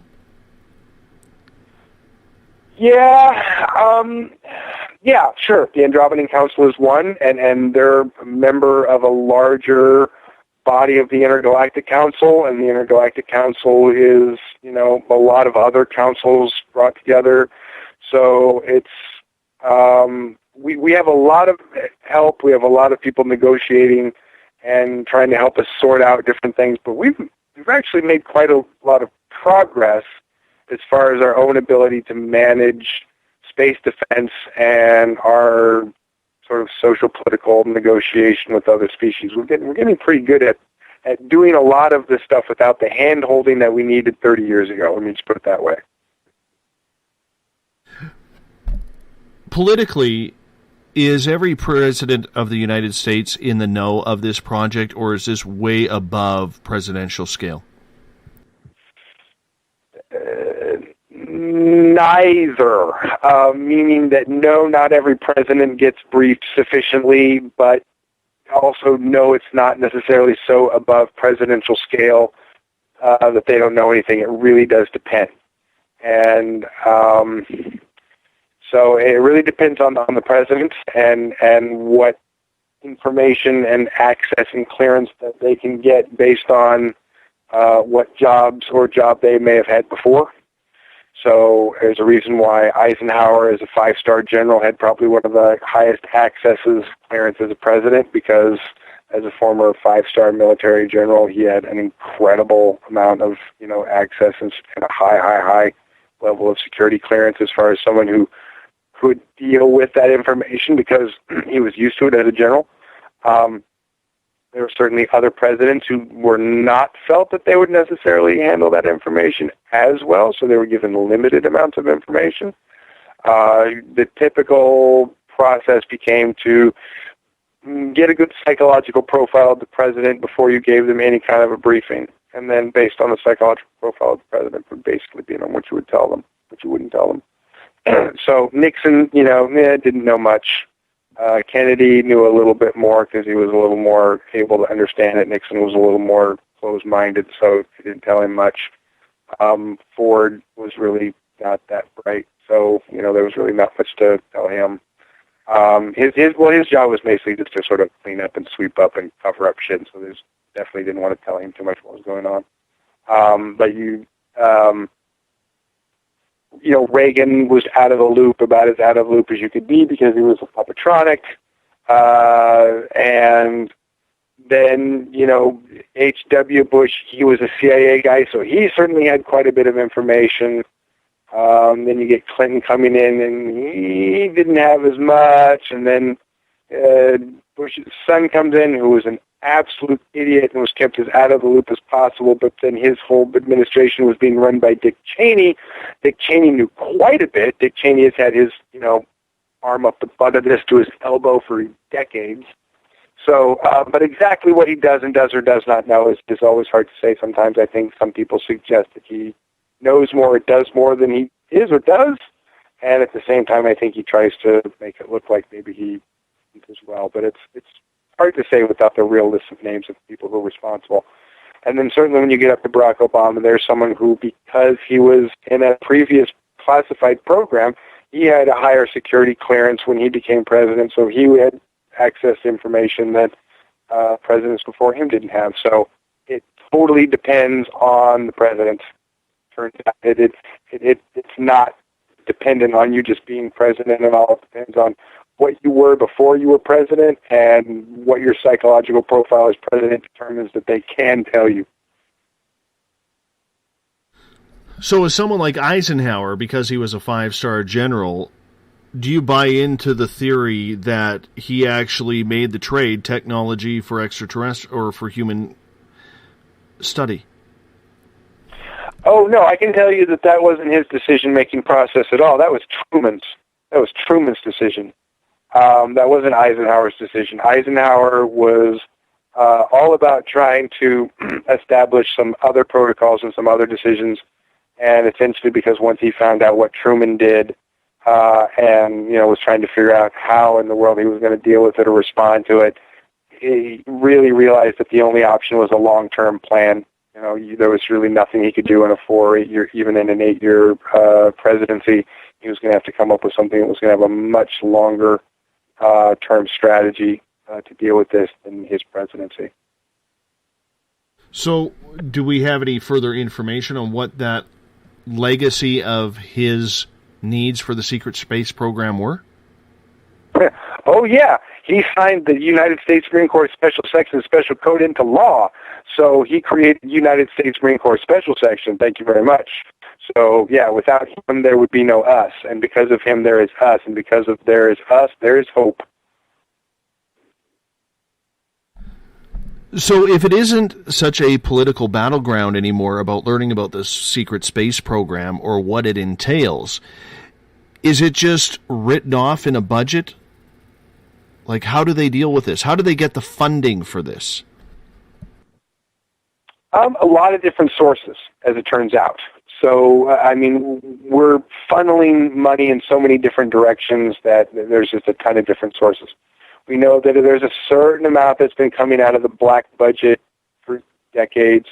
We know that the General Accounting Office has determined, at least within the last decade, that just $1 trillion a year or so goes missing, just is somehow being funneled off and siphoned off and just disappears. But that's not through the black budget. That's through some other mysterious means of skimming or stealing from the budget that they're not exactly able to determine. Excuse me. We know that there's a ton of other illegal drug activity, arms dealing activity, etc., engaged in the CIA is used to funnel that money, trillions of dollars a year. If you add up cocaine and heroin, trade together, whatever, it's some crazy number of 9, 10, 12, 15 trillion dollars a year, something crazy like that. You start breaking down where all these different sources of family money come from, big family money, especially now that we're seeing through some classified documents what the actual financial wealth of families like the Rothschilds and the Rockefellers are, but they may actually be closer to the mid-high 200 trillions. So the Rockefellers' actual family assets might be closer to $250 trillion. Rothschild's family assets may actually be closer to $300 trillion. That means that some of that family money is some of the money that's been invested and spent and regurgitated out of the colonies. That may be something where they're making some of that money, but that also means where that some of that money is going as an investment, and then they're seeing payoff out of that back. So it's coming from a lot of different directions and ending up in obviously their pockets because somehow they're worth hundreds and hundreds of trillions of dollars, and that money came from somewhere. So now that you're on Earth, and you've been on Earth for a number of years now, coming up a decade, what has been the hardest part to transition back to civilian life in regards to this? Just that civilian life. The notion that, every day that I get up, my life isn't ordered by a military structure, and that I don't have a group of people around me every day that I know that I can absolutely count upon 100% be there for me. That was what it was like. That was the nice part, is that I did know that the people around me 24/7, 365 were absolutely 100% dependable, and that I absolutely knew that they were going to watch my back and let me know if, I was going to get hit on the head by an anvil and not just, laugh about it. But these were people who were going to watch my back and look after me, because I would do the same for them. And just returning to, a civilian life where, you're supposed to go out and get a job and, prove to people that you have some other value, and trying to explain to people on paper how you're supposed to be of value in a way that seems so completely bizarre and abstract compared to the way that I lived my entire life, as it seems like my military career. It's just this bizarre, black and white difference that it makes me feel like if there's this absolute way of me looking at the way people live in the world and looking at how the way we run capitalism, and I want to specify that to say that there are other worlds in the galaxy that can run monetary systems better than what we're doing. So the way we run capitalism is a nightmare. And the way we expect people to manage themselves and live in it is a nightmare. And I can say that just from coming from a system where I lived my entire life, where it was organized in a way that you wanted people to be organized because you didn't want them to be stressed out and controllable. You wanted them to be highly functional. Versus a system where you are deliberately making people so stressed and anxious so that you can control them because you don't want them to be highly functional. And that example is so stark, coming from one environment to the other, that I cannot imagine how we're going to continue to live this form of capitalism in the way that we do without absolutely turning it upside down, which is, I think, is sort of what we're in the middle of, is turning that upside down, because people are finding it absolutely intolerable. And I can see why, because it's just not normal. Normal would be a system in where you want everyone to succeed because that's actually better for everyone. But in a system where you don't want your people to succeed, you want them instead to be competitive, and you want to instead use social Darwinism to, have your people essentially kill each other for food. That's psychotic. That's not social at all. That's psychotic. And so if there's anything that has been the most stark, hard thing to deal with, it's coming from an orderly social system, which, people, I can say as horribly and traumatic as going to, combat, a couple times a week was, at least I lived in a socially orderly system in which everybody was basically honest with each other and could basically rely upon and trust one another. As opposed to the competitive way that we run capitalism, the hyper-competitive way that we run capitalism, which is basically insisting that people eat their own, which is incredibly unhealthy. So I think maybe that was the hardest part, going from what was essentially a healthy environment as far as how you engaged with each other in a social structure that was a healthy engagement, and then going to an environment where you're trying to tell people that the way they're supposed to live and is normal is the most emotionally, mentally, dysfunctionally unhealthy thing that you could tell them to do. That blows my mind. That just stark example is probably one of the most difficult things to deal with.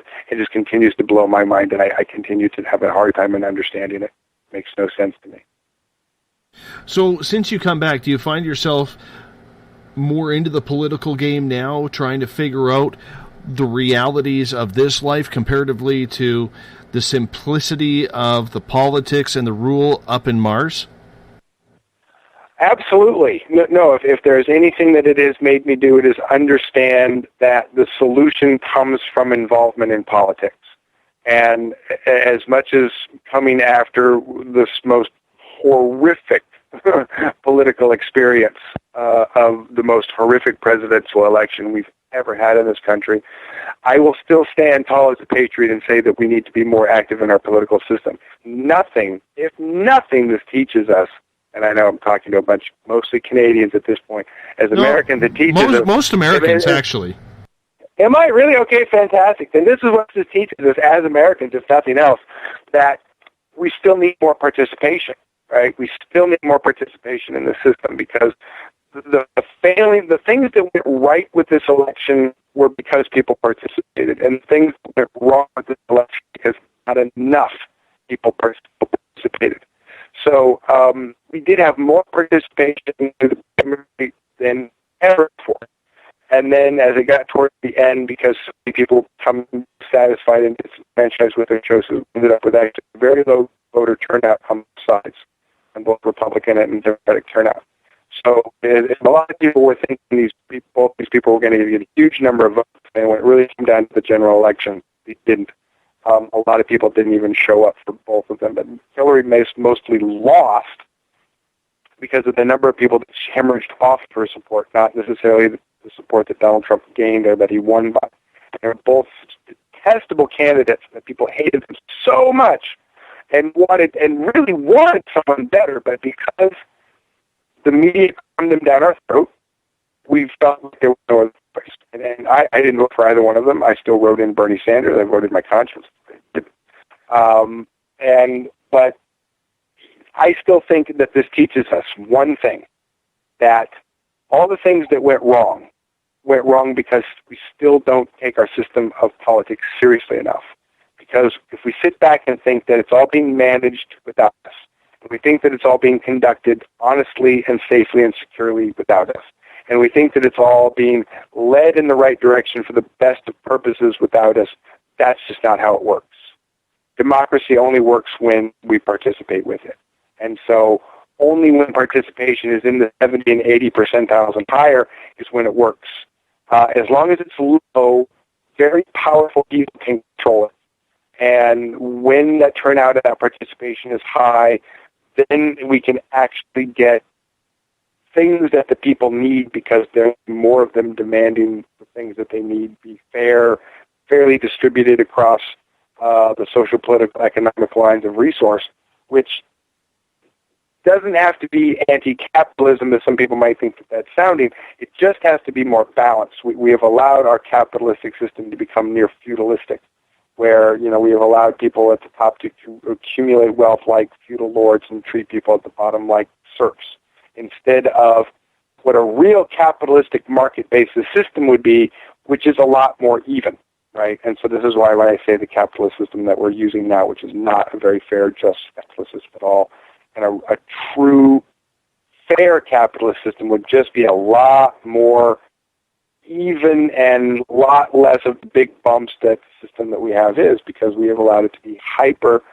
competitive and allow the people at the top with the most wealth to dictate what's happening instead of the participation of the masses that would encourage and dictate things going a different way.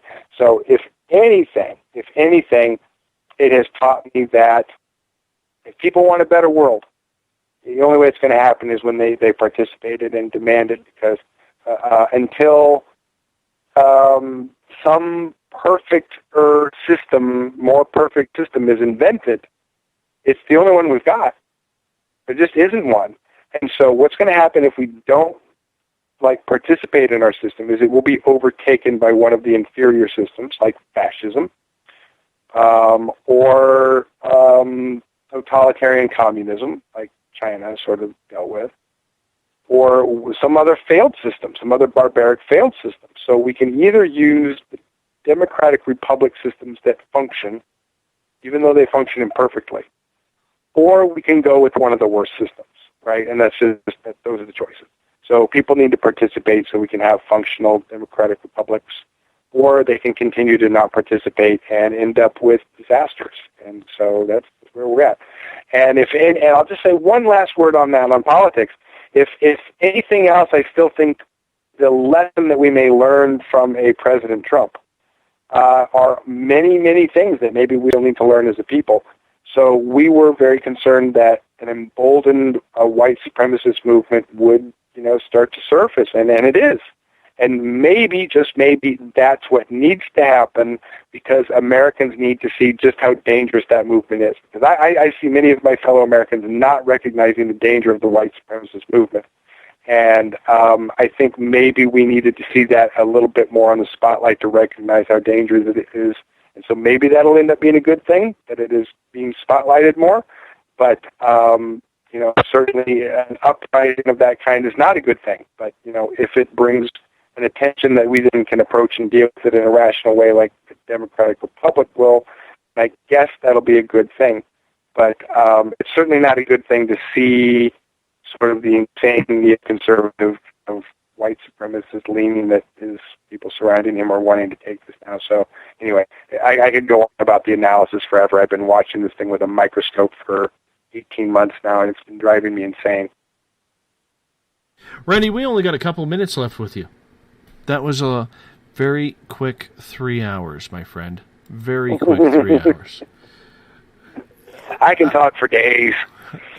Well, so can I. I mean, that's the beauty of pure yapping. We're like poodles, man. When we start barking with that crosswind, that's a good 3 hours worth of barking right there. You know what I'm saying? The one of the things I want to ask you before we have to cut on out of here is, do you regret what you've done? Do you regret giving up your life for this cause? No, not for a second. There's just too many things that I would look at my life that I would never regret, that I would never want to go back on. And I feel like life is the buffet that you don't just get to decide that you want to eat the dessert. You have to eat everything. And so that includes all the dishes that you don't like to. You just have to take the whole thing. And so I can always look back and say, that was sucky, and that wasn't so fun. But way too many amazing experiences that make up my life that I would never trade for anything to make me not regret it. Plenty of instances and individual things that I may regret having occurred, but not the whole thing ever. That's good to know, Randy. And as we start to close this out, how can people find out more information about you and what you're up to next in speaking engagements? They can go to my website, which is earthcitizenconsulting.org. There's a link to my YouTube channel, which says interviews that I've done and so forth. I tend to try and keep some updated information on my website, but there's not a lot of information to update at the moment just because of some other case situation that I'm dealing with at the moment that's very, very important work that hopefully I'll get to report on next year sometime, which is just taking more time than speaking engagements or anything else. But we're hoping to get the psionics course out next year and so forth. And so there's stuff happening. People can keep track there. Awesome, my friend. Thank you so much for being on Spaced Out Radio tonight. Good to have you with us again, and we will do it again, Randy. Hey, we didn't get hacked. We made it. Woohoo! How about that? I know. Thanks for having me, Dave. It was a pleasure. No problem.